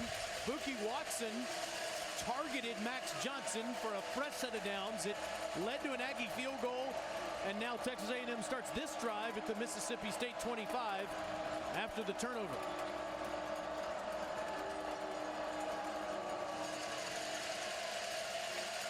Johnson, that was a dangerous pass, but getting there early was the defensive back, Colin Duncan.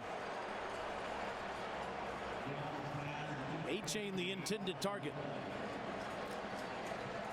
You almost feel like if Duncan played the ball. Pass interference, defense, number 19. The ball he placed in the spot of the foul, automatic first down. So Duncan was playing for the breakup here. I don't know.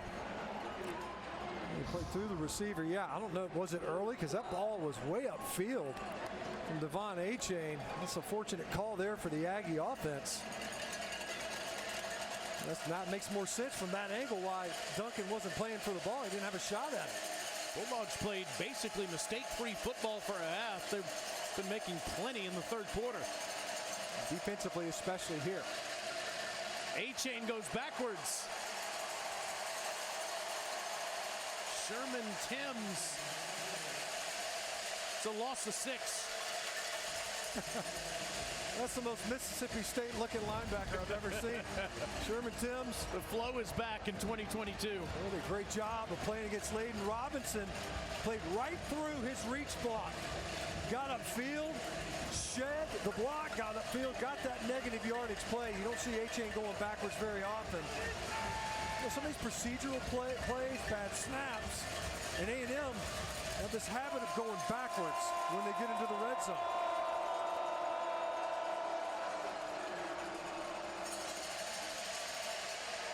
Dumps it off, and Achane is able to get back to the 25-yard line, but Colin Duncan was waiting for it. Man, there for a second, Taylor, I'm like, what a opportune time to drop this screen in.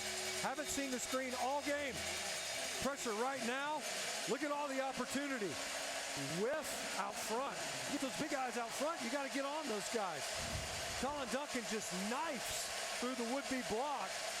Great open field tackle. The Aggies have not converted a third down today.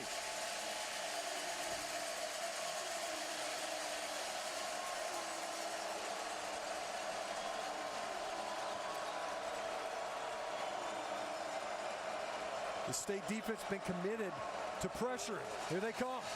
And they jumped early.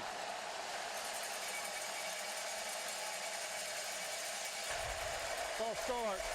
Offense, number 60. 5-yard penalty, third down.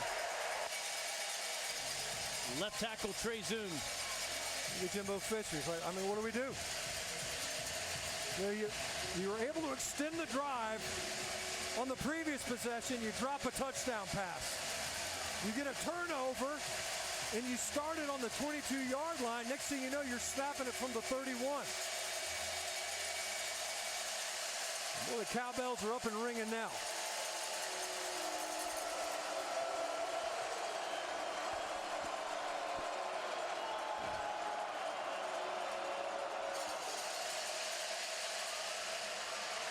Johnson gets rid of it, takes another big hit, and it's a few yards for Chris Marshall to the 26-yard line. Tyrus Wheat all over Max in the backfield. Let me tell you something, Taylor. They're not bringing more than you can block on this one. A lot of this is like a simulated pressure, but they've confused the protection repeatedly. And their quarterback is taking a beating. Now, how many times have we seen Max Johnson on the ground after these throws, run around for his life? Look at the back of his jersey. That guy's got a lot of Wade Davis turf ground into that 14. And they're doing all that without the voice of their defense, Buki Watson, who was ejected on the previous drive. This will be the longest field goal made this year by Randy Bond. It's a 44-yard attempt. And it's blocked. And it's picked up. DeCamerion Richardson.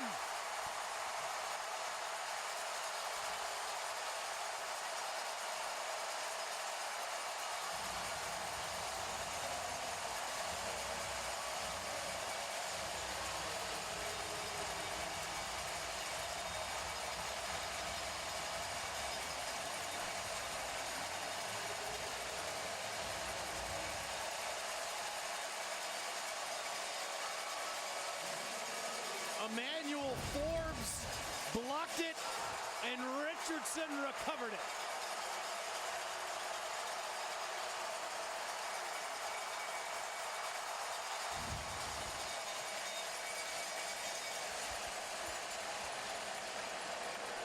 Stinchey's been a solid 3-year player for the Bulldogs. He has no interceptions in his career. Now he has a fumble recovery for a touchdown. He's been around the ball all day today. You think about when A-Chain earlier in the first half had the fumble. Richardson's there to come up with it. This time he's right there off the blocked field goal in the return. I believe the flag was for celebration. There's a number of the Mississippi State Bulldog players that were on the sidelines that were very much on the field celebrating that return.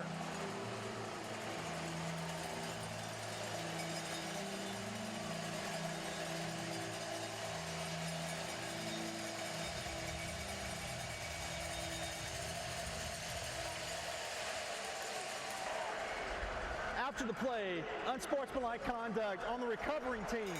Mississippi State's team bench. That 15-yard penalty will be enforced on the kickoff. The score is good. First block field goal for Mississippi State in 8 years.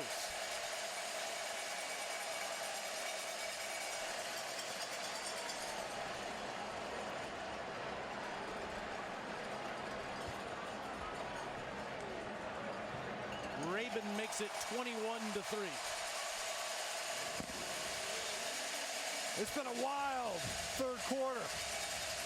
The Aggies come out, they stage a drive, they come up empty, they get gifted a short field. They go backwards offensively, try a field goal, and even that goes the other direction. And the Bulldogs pick up a special team score.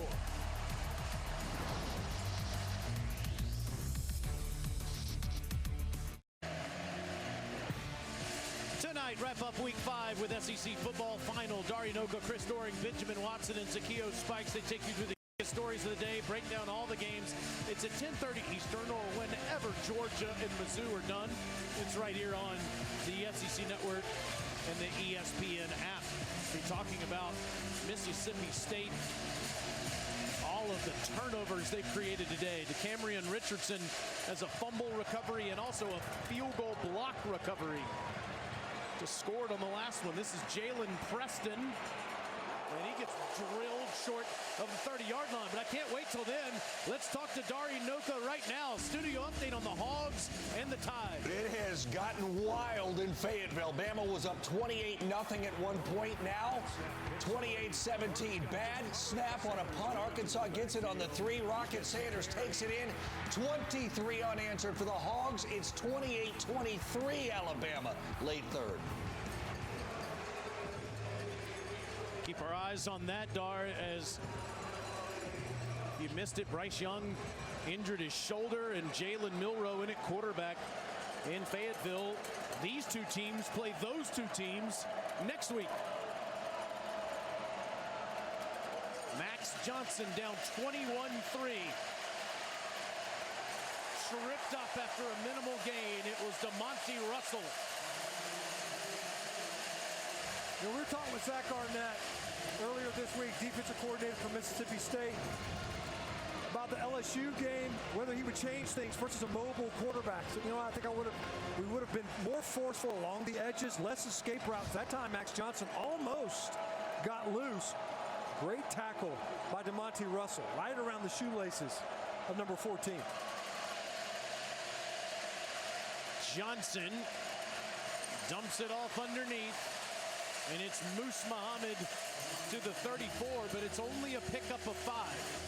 Part of it is there hasn't been time, but when's the last time we've seen a ball down him? Did you see big Moose Muhammad in the stands here today to support his son? And the Aggie offense is needing these receivers to step up big. We've seen Stewart. Muhammad's got a couple of targets in this game. Who can step up on a third down? Let's see if they can't get their first conversion. State with pressure again inside. First down to Muhammad, and he's free. Down inside the 30-yard line. It's a pickup of 37. Well, Taylor, we've seen it a couple of times. When Max Johnson's had a pocket to work with, he can deliver the ball downfield. Nice pickup. Maybe the cleanest pickup all game by the Aggie offensive front. Able to hit Muhammad in stride. Look at the run after the catch. See a injured Mississippi State defender on the field. Jackie Matthews picked up that PI right before the end of the second quarter. It's the longest play of the game, 36-yarder. Matthews, the graduate player, began his career at West Virginia.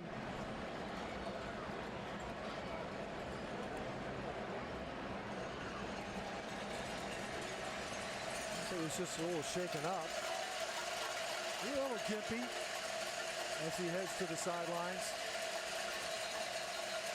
So look at the second half so far. The Aggies go right down the field. They were aided by that fourth down targeting call.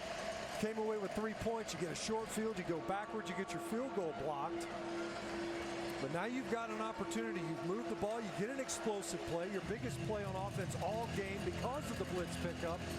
Now, can you execute in the plus side of the field? And this is where they've gone backwards. Muhsin and Krista nervously watching on. Moose, of course, had that incredible 14-year career for the Bears and the Panthers. Johnson slings it to the sideline to Stewart for another first. 12 more. Another nice pickup. Good protection, clean pocket, no pressure. And Mississippi State, all game long, they've been able to generate pressure, not just off the edges, largely right in the middle. That's right in your quarterback's field of vision. That time, they held up great inside out and on the edges. Back-to-back completions. Aggies have had the football basically the entire third quarter, but they're being outscored again. Johnson to Muhammad. Touchdown.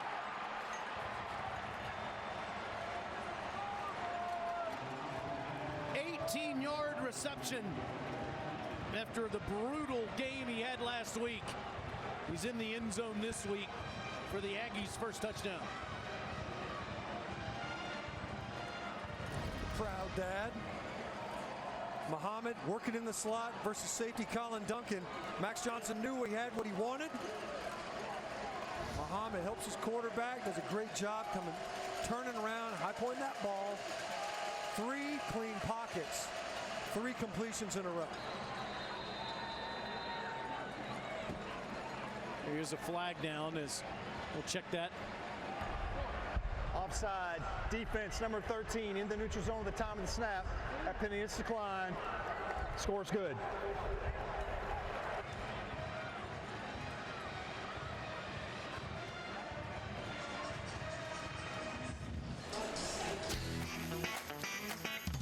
Wherever fun happens, Academy Sports and Outdoors is there.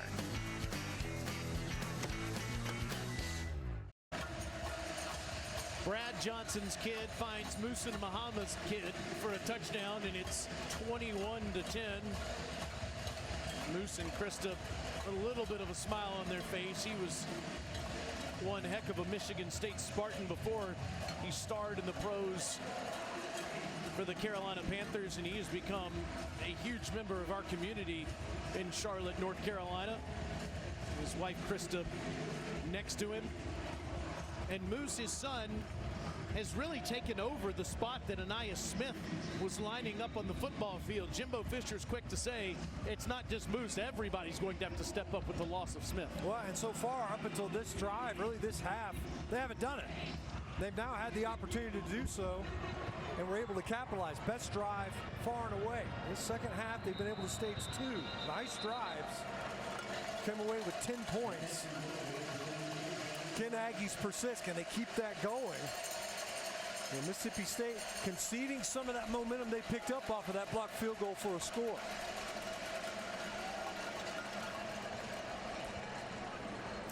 It doesn't feel like we have seen Texas A&M's defense on the field this quarter, Alyssa.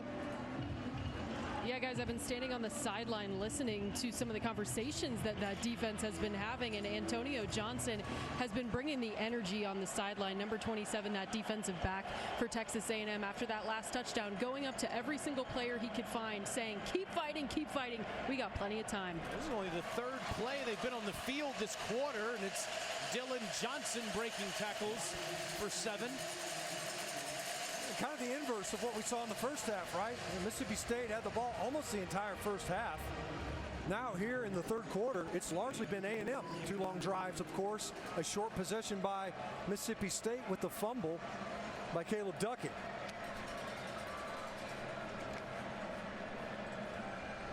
Second and 3. Rogers throws against his body, and it's a first down catch by Robinson. I don't know how he got that off. I don't know how he got anything on this throw. Rolling to his left against his body and throwing back to the right. Fadil Diggs got a hit on him as he got that ball off. I don't know how he put anything on that pass. You typically don't want your quarterback to throw back to the middle of the field, but Robinson was wide open.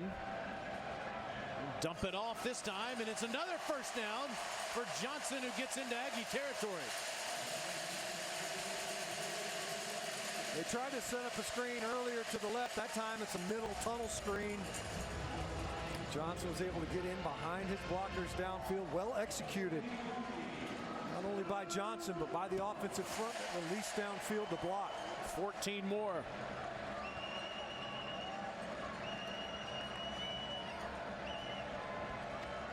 Now they'll run it.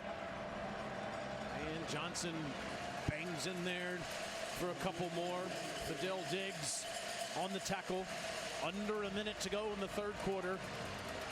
3-1 Mississippi State leading number 17 Texas A&M 21-10.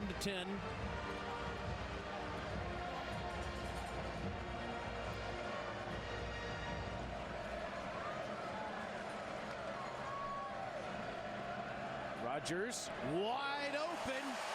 It's Harvey.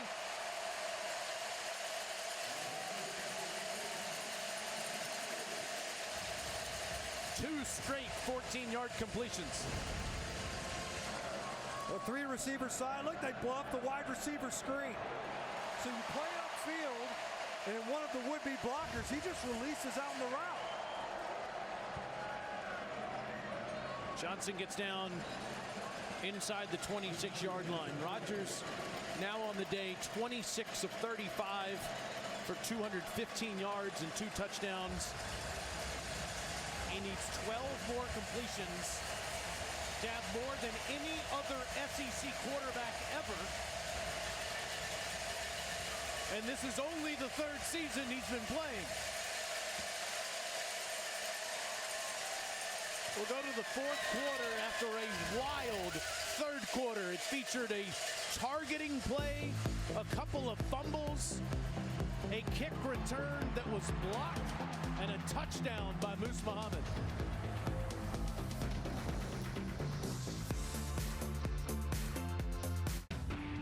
Dorian O'Kane in studio. We update from Fayetteville after Arkansas reeled off 23 unanswered against Alabama. Jace McClellan finishes off a drive, and it's 35-23 now, tied early 4th. Jalen Milroe can fly. He's the backup quarterback after Young got hurt earlier. Here, Mississippi State driving to start the 4th quarter, up 21-10 on those fighting Texas Aggies. Rogers. And here come the flags. Denver Harris draped all over the receiver. Justin Robinson. Pass interference, defense, number 2, 15-yard penalty, automatic first down. He's one of 11 true freshmen that DJ Durkin has had to use so far this year, Stinch. And he's long, and you could see that Rogers looked out there, saw him pressed up. Justin Robinson at 6'4", and he was going back shoulder all the way. That ball came out quick. caught it, one step, ball comes out, forced the PI. Jalen Jones banged up in the first half, so Coach Durkin has had to go to his bench. Rodgers to the end zone. Incomplete. Justin Robinson and Harris again, and this time Harris wins the battle. Robinson had this ball, and Harris does a great job of playing all the way through the catch. Watch Robinson, he's calling for it. Hit me, I'm 6'4", touchdown. Nope. Look at Harris. Does a great job of forcing that left hand, divide the receiver's hands. Pops the ball right out. That's a great defensive play. 2nd and 10. True freshman, Denver Harris.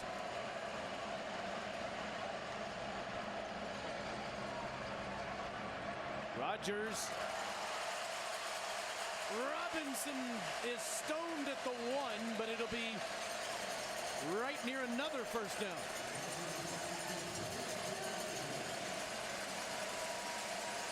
Staple of the air raid, mesh. The 2 shallow crosses. You see him right there. The receiver working from the left to the right, and Jaden Walley. And 18 pops open, and Justin Robinson. They're saying they were short of the line to gain to get the first down. Antonio Johnson prevented it, so it's 3rd and 1 at the 1. And Leach is desperately trying to get a timeout. He was jumping on like the 15-yard line and ended up on like the 7. He just could not get the field judge's attention. What he's doing here is, as much as anything, he's like, hey, I want y'all to take another hard look at this. I'm not sure this isn't a first down. The ruling on the field was a first down. The boxes were incorrect. It should be a first down. We will not charge Mississippi State with a timeout. There you go. Well, it's interesting because, you know, he caught the ball and then they're signaling for the clock to stop on a completion tackled in bounds. Had to get inside the 1, and he did. But then they never moved the chains. The boxes did not reset. It was showing 3rd and short. He clearly got that first. No harm, no foul. A little bit of time.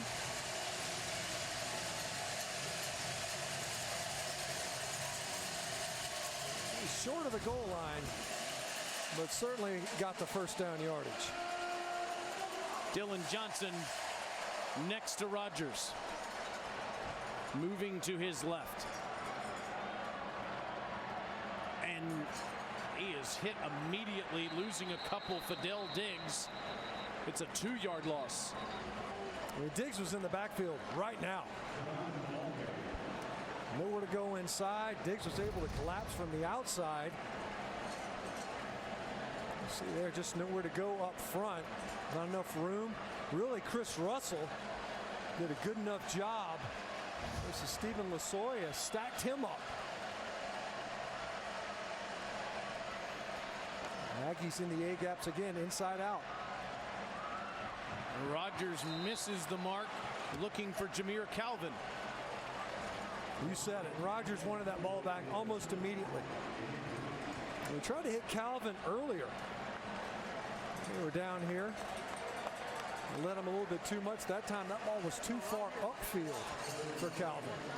And as soon as he let it go, you could see Rodgers started to clap. He didn't like that ball. 11th play of the drive.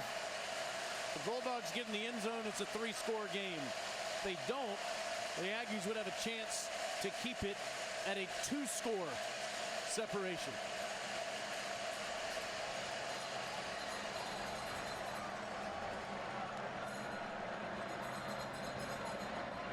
Rodgers caught but short at the 1. It's Tulu Griffin.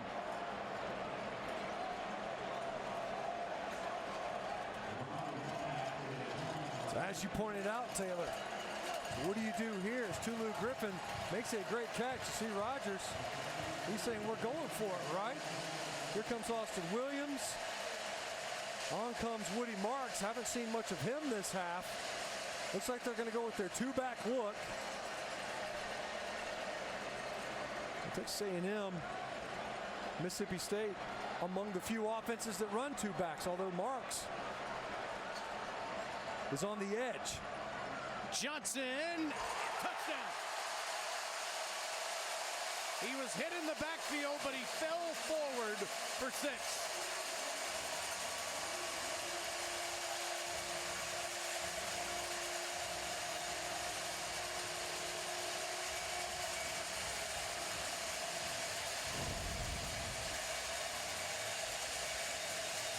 Tyreek Chappelle, he's the unblocked edge defender on the backside of that play. He was down around the legs. Johnson able to power his way in.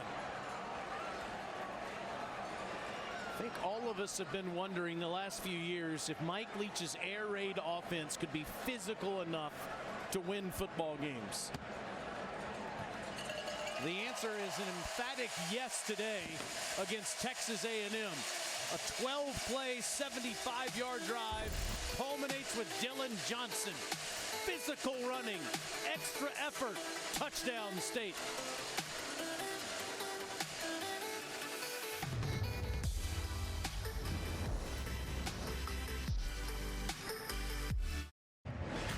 Due to Hurricane Ian, tomorrow afternoon, quarterback Anthony Richardson and the Gators host Eastern Washington at the Swamp. Coverage begins at noon on SEC Network Plus and ESPN Plus. To watch the game, you can go to ESPNplus.com or download the ESPN app. And please help people affected by Hurricane Ian. Donate at redcross.org/ESPN to help the Red Cross prepare for, respond to, and help people recover from this awful natural disaster. The donation makes a big difference.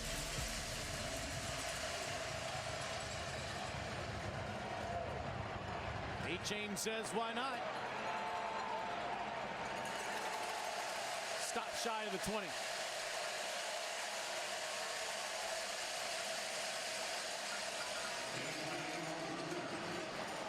You know, since there are reasons why A&M's offense is searching for an identity in 2022. They've had so much inexperience on the offensive front and even at the skill positions, relying heavily on Devon Achane and Ainias Smith. And now with Smith hurt, it's Achane, and you're wondering who else. Yeah, well, and you saw the production. You know, in one quarter, just about A&M able to match their entire first half production. Johnson incomplete, looking for Evan Stewart. Covered up by Emmanuel Forbes. Second down. Now Stewart might be one of those guys that emerges as this season goes along and you get into next year. He's one of 20 true freshmen that have played so far this season for Texas A&M. Such a young team, incredibly young football team that they're having to grow up real time. There's a pass to Muhammad, who gets near the 30 where Wheat makes the tackle. Pickup of 12 for the sophomore. You mentioned Muhammad needing to step up. Ainias Smith out, obviously, among others. The receiving core needing to step up. Jimbo Fisher said, you know, who's the guy? Who's next? He said, you know, it's a bunch of guys. He basically gave us his wide receiver room as the guys that needed to step up. Muhammad here in the second half doing so.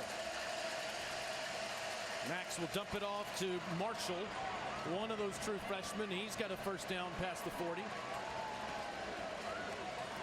Once again, protection, nice and clean. 4 rushers.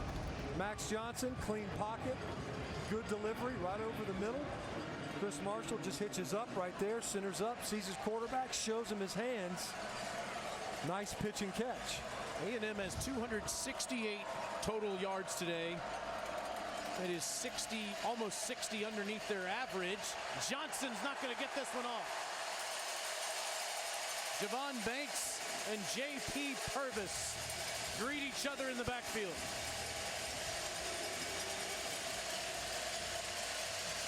And that time you just end up winning. You got your back into Devon Achane, who's done everything. Watch him pick up the edge rusher. Purvis is right around the quarterback's feet. And of course, big Javon Banks is there to clean him up. And once again, they're able to win. They bring 4. Banks was double teamed in protection. And Purvis is in there because Watson was ejected due to targeting. Max steps up. Good ball. And it's Muhammad with a first down catch near the 40-yard line. 26 more for the sophomore. Effectively, you're looking at it, eating up the middle of the field with Moose Muhammad. Just about all of them. You see Max Johnson holding that hand. Looked like it was his left throwing hand. Here comes Muhammad. 6 catches for 119 yards and a touchdown in one of his breakout performances here. Johnson escapes the pressure, and it's caught. Barely getting it to Marshall. Be a minimal gain. You know, Stinch, A&M is outside the top 100 in the nation in scoring, rushing, passing, and total yards. And it looks like Max might have hurt his hand here. Yeah, Tyrus Wheat got his hand up on that completion to Muhammad, and kind of looked like Johnson. You see him working those fingers. Jacked up his fingers on his throwing hand. That last throw, he did not have a ton on it.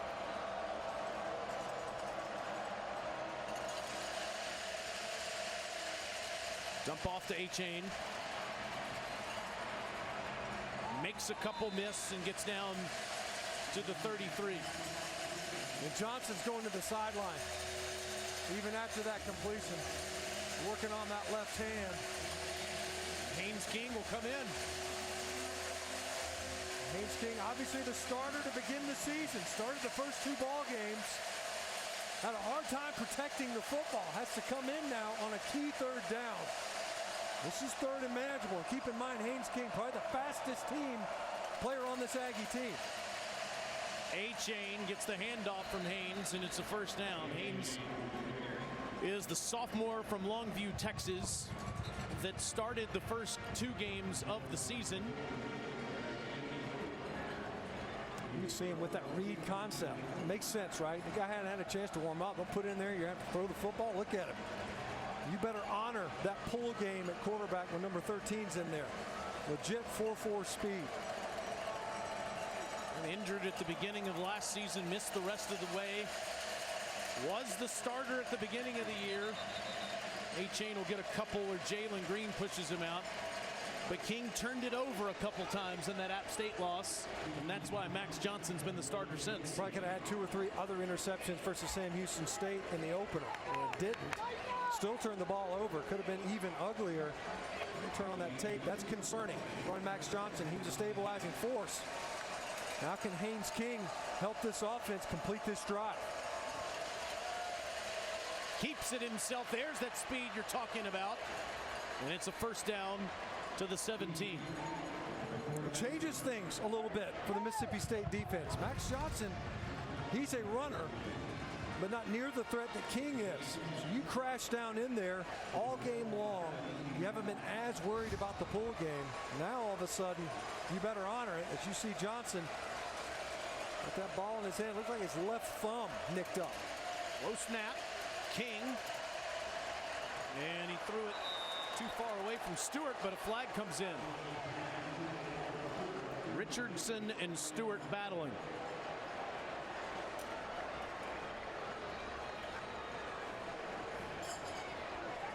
Flag came out pretty early. That ball was deep. I don't know if they're going to call defensive holding.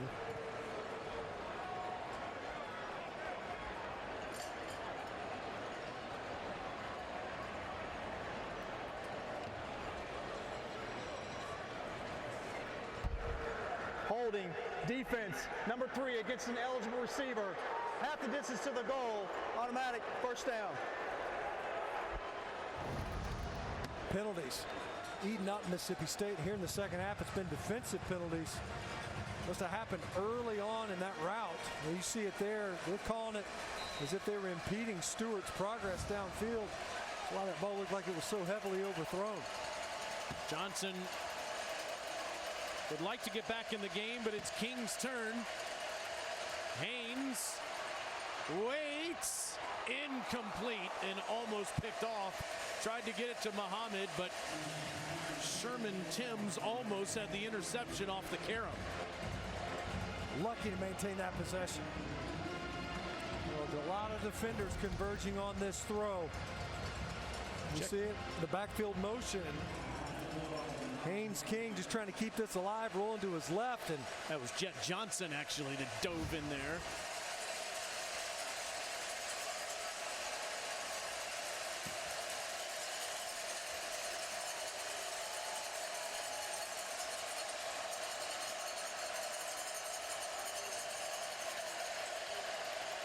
King caught by Green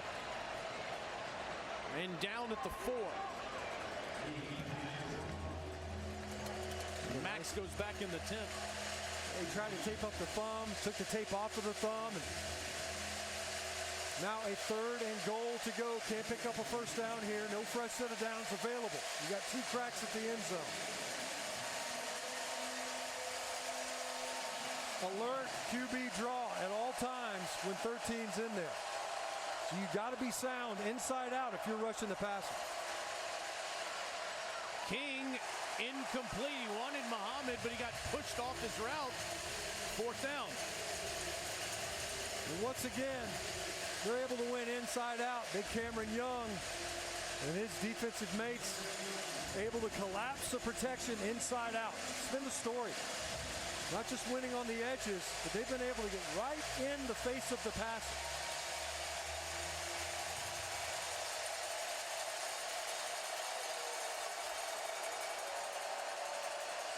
On 4th down, King will run and score.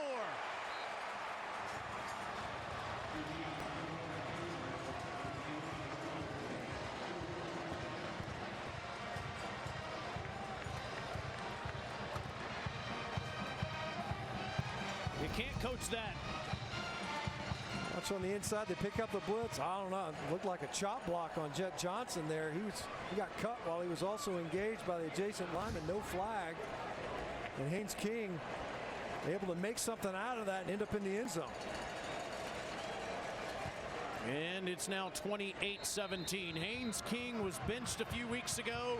Jimbo Fisher said he took it like a man. Has been one heck of a teammate to Max Johnson. With Johnson out, King is back in the end zone, that is. Aggie still alive.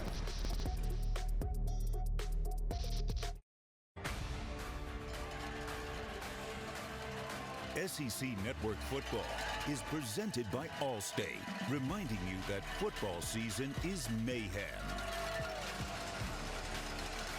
Tonight at 7:30 Eastern, number 1 Georgia's in Columbia squaring off against Mizzou in our SEC Saturday night matchup. It's also available on the ESPN app. It's in just more than 30 minutes. Top-ranked Dogs in Como tonight. Here, Mike Leach's Bulldogs lead the Aggies 28-17. He did say that cowbells, he thinks, are louder than a dog growling, a cat roaring, or firing off a howitzer. There's no way it's louder than firing off a howitzer. Well, maybe if 60,000 people ring the bells. Okay. Well, if there were 60,000 howitzers, right? I mean, we're comparing a bell to a howitzer.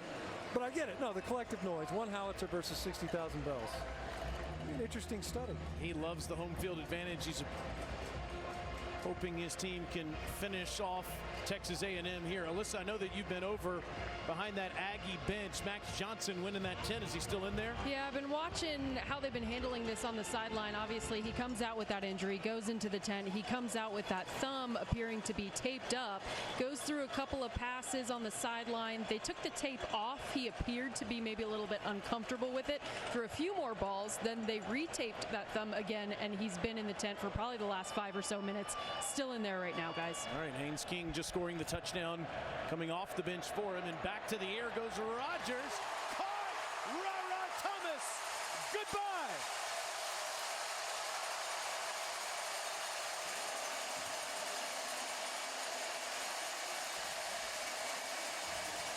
He beats Deuce Harmon for the football, stays upright, and goes 75 yards for the longest play of the season.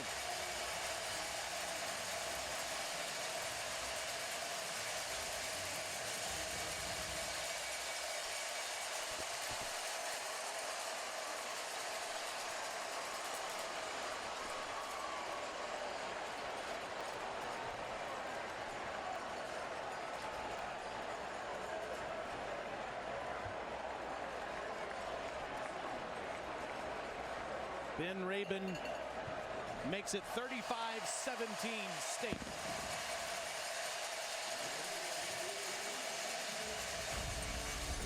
They hit Ra-Ra Thomas earlier. Similar route concept. Rogers just looks to the middle of the field, knows he's going outside all the way. Thomas makes the catch and then runs after the catch for 6.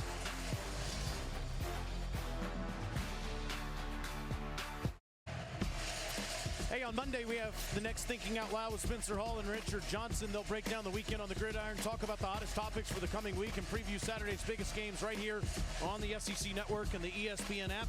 Tuesday night it's SEC Now with Stinch, Roman, and Alyssa. And Wednesday it's Out of Pocket with Alyssa and Andrea. Betsy and Taylor Czars are dinner time. Each of those nights.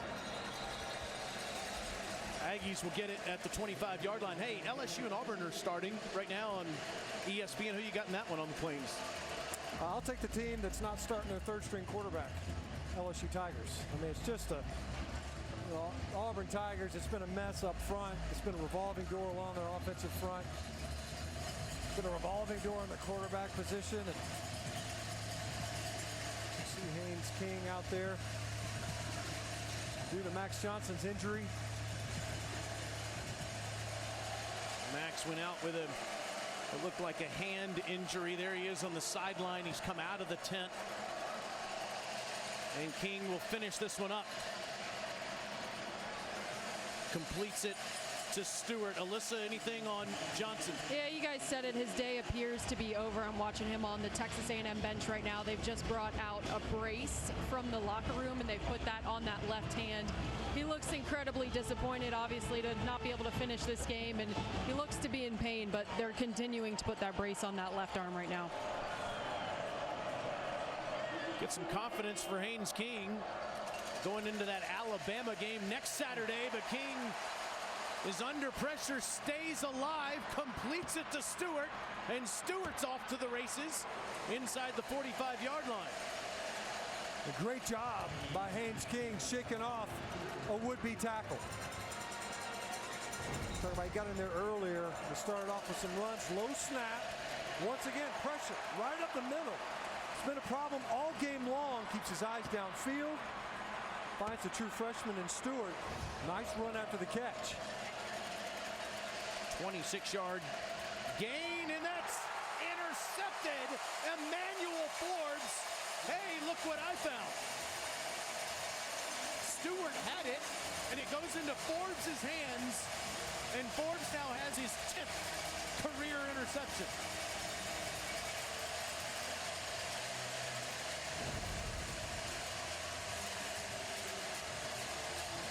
The King put it out there. A couple of times where we've seen Aggie receivers with their hands on the ball, just can't come up with it. That time Stewart trying to complete this catch with just one hand. You got two of them right there. Your left hand's up there. Get it up. Trying to catch it with one. Cost his team a possession. Emmanuel Forbes Jr., the same guy that blocked the field goal earlier, gets returned for a touchdown by DeCamerion Richardson. It's been the same guys, been around the ball when it comes to takeaways today for the Mississippi State defense.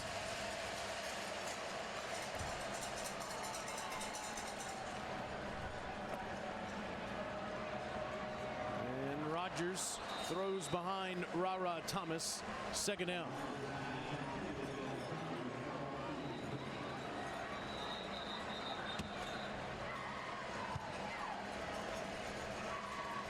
There's an injury down on the field.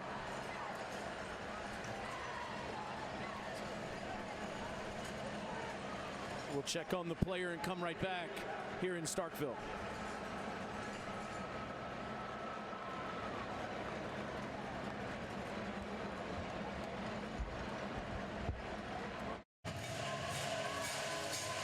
The First and 10 line is brought to you by T-Mobile here in Starkville on what has been a picturesque Saturday for Mississippi State. By the way, you can play Steve Perry and Journey anywhere in this country. The people go bananas. Even if they don't have cowbells.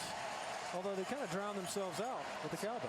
tradition they started a few years ago, and it's become a fourth quarter stable at Davis Wade. There's Ra Thomas getting this ball out near midfield. Boy, he's had a big day. 21 more. He has.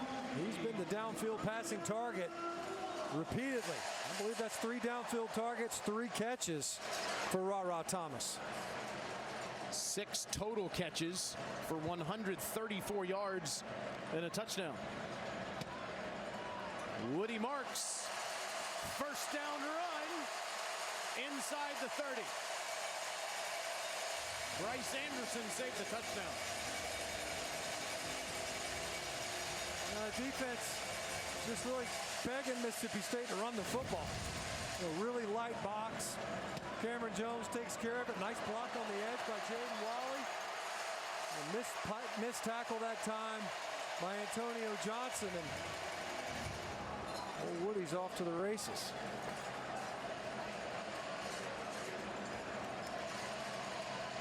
Mississippi State less than 5 minutes away from going to 4-1 and maybe a chance to get back into the top 25.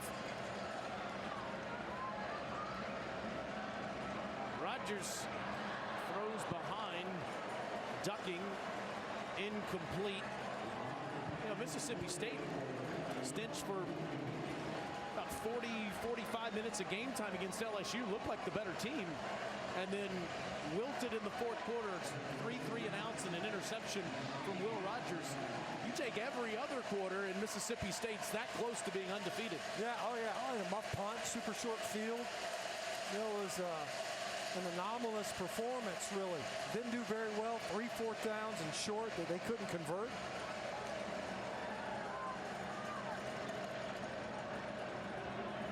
To the sideline to ducking. Tackled by Harris.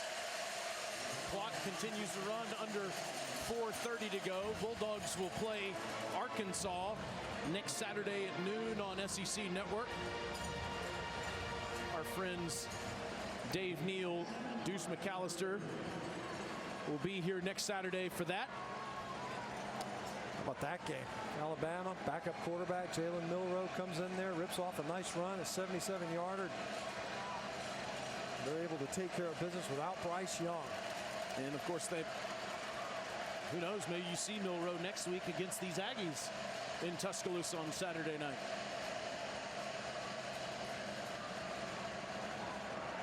Rogers, nobody home. Calvin, the closest man to him, is now 4th down. Yeah, 3 different targets to Calvin. Either hadn't been on the same page or has been off target trying to get the ball to him. Looked over to the sideline.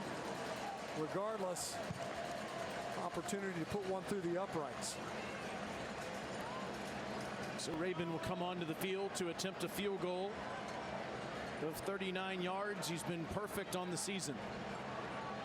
He had that 53-yarder last week, the second longest in Mississippi State history. Artie Cosby still with the record from 54. And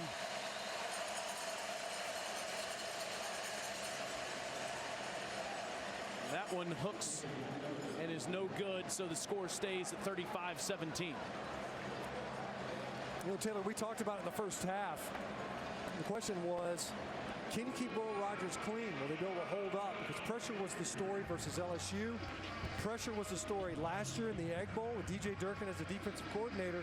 Could you affect the passer for Mississippi State with a reshuffled offensive front? That left side is completely re-envisioned. You got your left guard at left tackle. You got your backup center at left guard. And they held up really well today.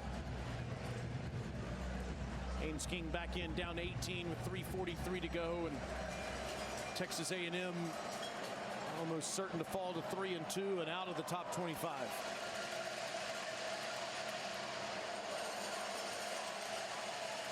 I know when you're in year 5, as you see that incompletion there, Stench, you don't want to hear about inexperience and they're going to be better next year, but this is an incredibly young football team. Remarkably so. And we asked DJ Durkin, have you ever dealt with the defense that's this young? Defensive front, he's like, no. We're talking to Jimbo Fisher, what about you? Nope. And I got to tell you, looking at their 2 deep, it is remarkable how many young players are on this field. Johnson get another pick by Forbes, and he takes it to the house, hits his fourth career pick six.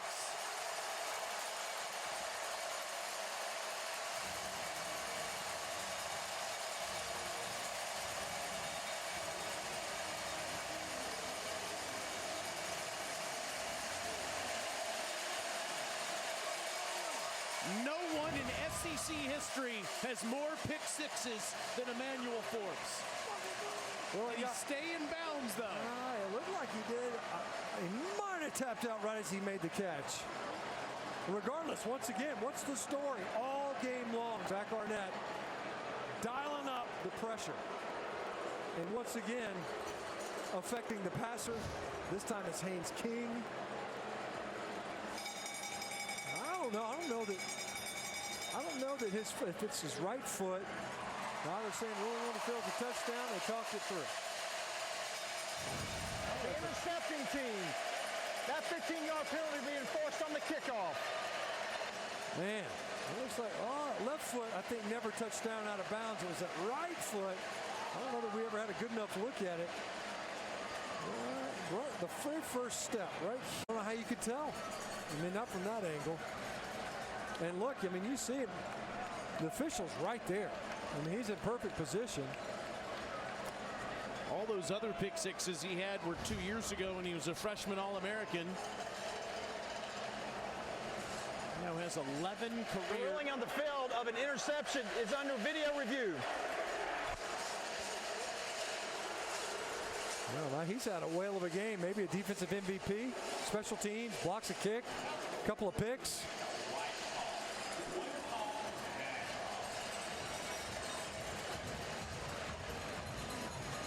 But that time, you know, the Aggies, they've got 6 in protection. But it looked like Mississippi State brought the house. All game long, though, it's been the internal pressure, flushing the Aggie passers, and when they weren't flushed, they've got defenders right in their face. As you take another look at it, is he out right there? I don't know if you can. I don't know that you got a clean enough look to tell if he's out on that first step. I'm not sure how you could overturn it from that angle. If there's something cleaner than that. I don't know, yeah. And again, look at the official. I mean, he's staring at it. He's in perfect position. Can't really tell from that one. Now, I wonder, he's got another foot, not this step, but there's another step after this one with his right foot that maybe was out of bounds.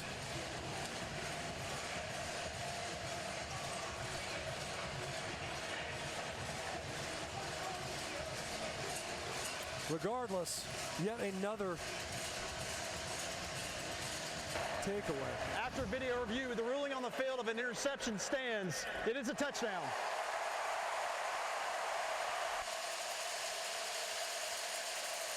Just think about the history of this conference and all the great cornerbacks that were able to pick off passes from quarterbacks, and no one has been to the end zone more than this guy. Tied for first in SEC history with 4 pick sixes, and it's all Mississippi State today.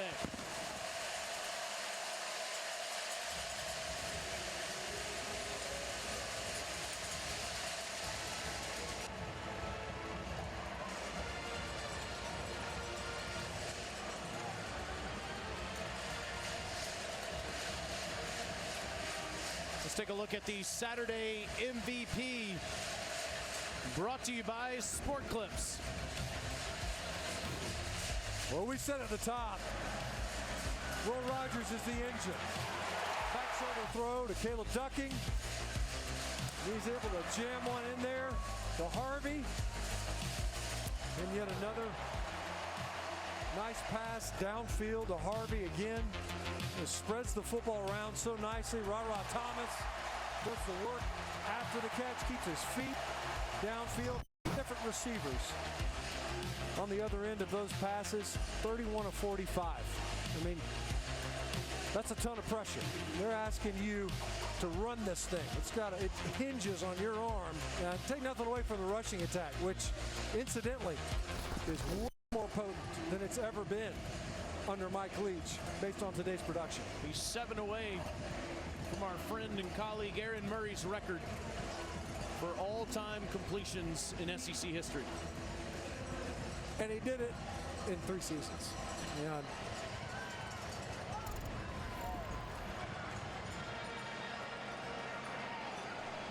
And Preston stays on his feet, almost near the 40-yard line. Well, when they hand me card 5, I toss it down to Alyssa Lang because this is her show. Alyssa, what's happening on Out of Pocket on Wednesday night? Hey, I have a feeling we're going to talk a bunch about this game, this dominating performance by Mississippi State. But yeah, as always, every Wednesday on the SEC Network, myself and Andrea Carter coming your way, 7 o'clock Eastern time for an hour of recapping the weekend, looking ahead. We try to do it in a fun and creative way. I'm definitely going to talk about the bully ice cream that I ate at halftime, guys. I know y'all had it too. So good. Delicious. Muscadine Ripple. They treat you right here in Starkville. Haynes King delivers the football to Devin Price, who gets drilled by Forbes, who's having one whale of a fourth quarter. You know, King, you can see the athleticism stench. The guy keeps plays alive with his feet. He's able to deliver the football, but it's the turnovers. And we've seen it here today as he's come off the bench for Max Johnson. Defensively, yeah. I mean, you face a guy like him and you're waiting for the opportunity. King eager to get this ball snapped. You see the center judge is like, look, you sub. Defense has to sub. Around over, that's his first, LJ Johnson. And Johnson, a freshman from Cypress, Texas, gets 14 yards. Well, the hard part when you look at this game, tons of missed opportunities for Texas A&M. Defensively as well. It's not just the red zone turnovers. They had a couple of chances to get their hands on some balls. You see the incomplete pass there to the perimeter. Trying to get to Devin Price, but they miss those chances to get their hands on some picks early on. You turn the ball over in the red zone. You go backwards. You get a field goal block.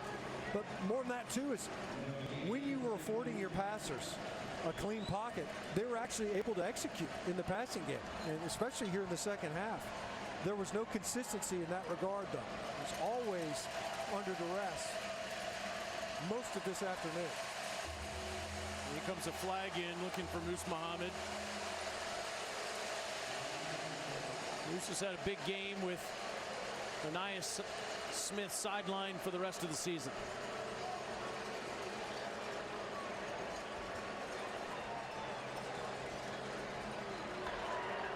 Pass interference, defense, number 44. The ball he placed in the spot of the foul. Automatic first down.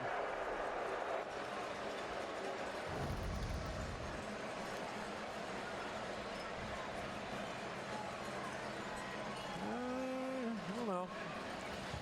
Flag came out.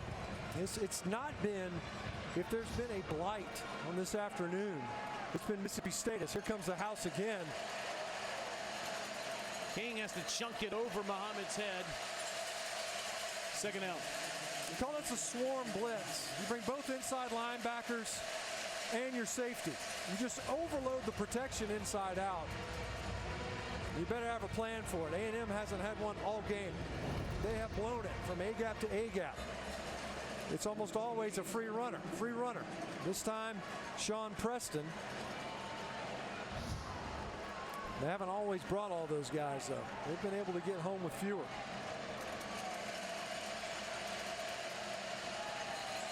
That is incomplete, but more flags on the field. There's Hunter Washington working on Muhammad.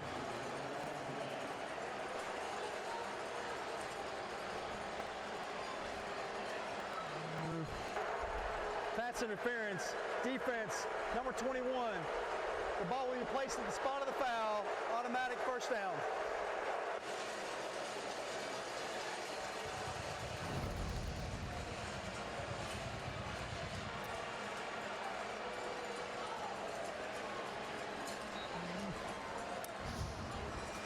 Came in from the back judge.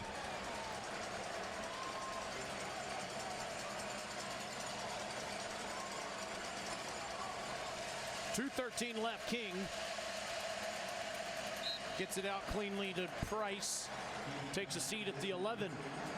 Less than 2 minutes left. Reminder, Georgia and Mizzou coming up next. Well, the Dogs last week, people talk about the way they underperformed. I don't think they ever punted. They didn't on offense. Probably dropped 3 touchdowns. Johnson is down to the 1. Sean Preston able to keep him out. Aggie offense still grinding. Mississippi State defense still trying to defend that end zone. And Johnson scores the touchdown. Freshman from Cypress, Texas, his second rushing touchdown of the season.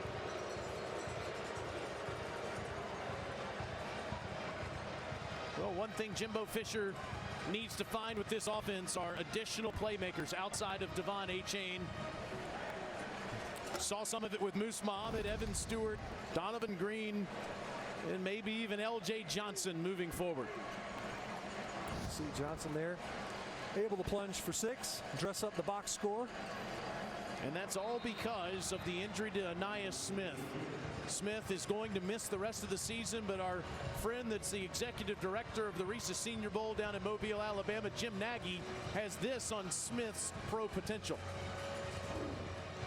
This will probably be a down year for Texas A&M in the NFL draft, but good news for Aggies fans is this 17th ranked football team is loaded with good young talent. One player we do see getting drafted despite last week's season-ending injury is wide receiver Ainias Smith. Every NFL team is looking for that Deebo Samuel running back wide receiver combo type player, and Smith is one of the most explosive guys in this year's draft class in that role. So if you ask, how is last week's injury going to affect him moving forward? I think we look back at last year's draft with Alabama receiver Jameson Williams, who had an ACL injury and still went early in the first round. So we don't think it'll affect Smith's stock too much. We still see Ainias Smith as probably an early day 3 pick in April's draft. 1 is now 84 for Texas A&M. Good report there from Jim. You hated to see the injury to Smith getting rolled up like that against Arkansas last week. Statistically, he's on the top 10 receivers list in A&M history. And he's just such a unique talent. You know, and again, their 2-back offense, he's in there, he's lead blocking.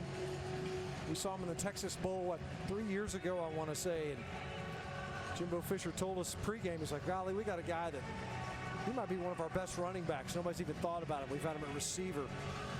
Really unique talent. You realize that the Aggie fans didn't sign up for transition seasons, but this might be what this is. They're 3-2. They got Alabama and Tuscaloosa next week. Attempt the onside kick here. It'll go out of bounds and be Mississippi State ball. You're right. Yeah, nobody wants to hear about that, and yet that is the reality right now. This is a team that's in transition. You know, they had to pivot at quarterback. They had to in-game pivot at quarterback again due to the injury. But defensively, so much youth. They allowed a ton of yards. And you look at the special teams collapse. And then, of course, an inability to sustain drives, especially in the first half, execute in the red zone. Jimbo Fisher said, look, it's like guys are taking turns. And it does feel that way. And at the same time, if you talk about it all the time, you start the season as a freshman, but if you're playing as a freshman, you're not a freshman anymore. About halfway through the year, you can't be treated like a rookie. Rogers going the distance today. And he'll hand off to Marks. Inside the 40. Bulldogs improving to 4-1. They have Arkansas here next week, which will be difficult. And some are saying they have the toughest schedule in college football. Vanderbilt drops off the schedule. Georgia jumps on. Yeah, I mean, you think about that, right? Here at Mississippi State, where you're going, man, you got to play Bama, which Bama able to take care of business without Bryce Young. We mentioned that earlier. Jalen Milroe in there for after his injury. And then, of course, as you pointed out, you can't get a tougher draw out of the East Division than Georgia. And that's exactly what Mississippi State will have to face. The FPI actually says it's the second toughest schedule in America. This is the best start, though, a 4-1 start for the first time since 2014. They won 10 games that year. They were number 1 in the country in the first ever college football playoff that season, and they might be back in the top 25 after this one. You know, outside of a rough second half, you're talking about a team in Mississippi State that could be looking at an unblemished record. They could build on this victory over A&M. 2 years in a row now for Mike Leach and his Bulldogs. I want to thank everybody in this booth today. Jan, Kevin, Russ, all of you, to Eric, and to TJ back in the truck. For Matt Stinchcomb and Alyssa Lang, I'm Taylor Zarzer. Our final score, Mississippi State 42, Texas A&M 24. We send you now to SEC Now, presented by Yellowwood.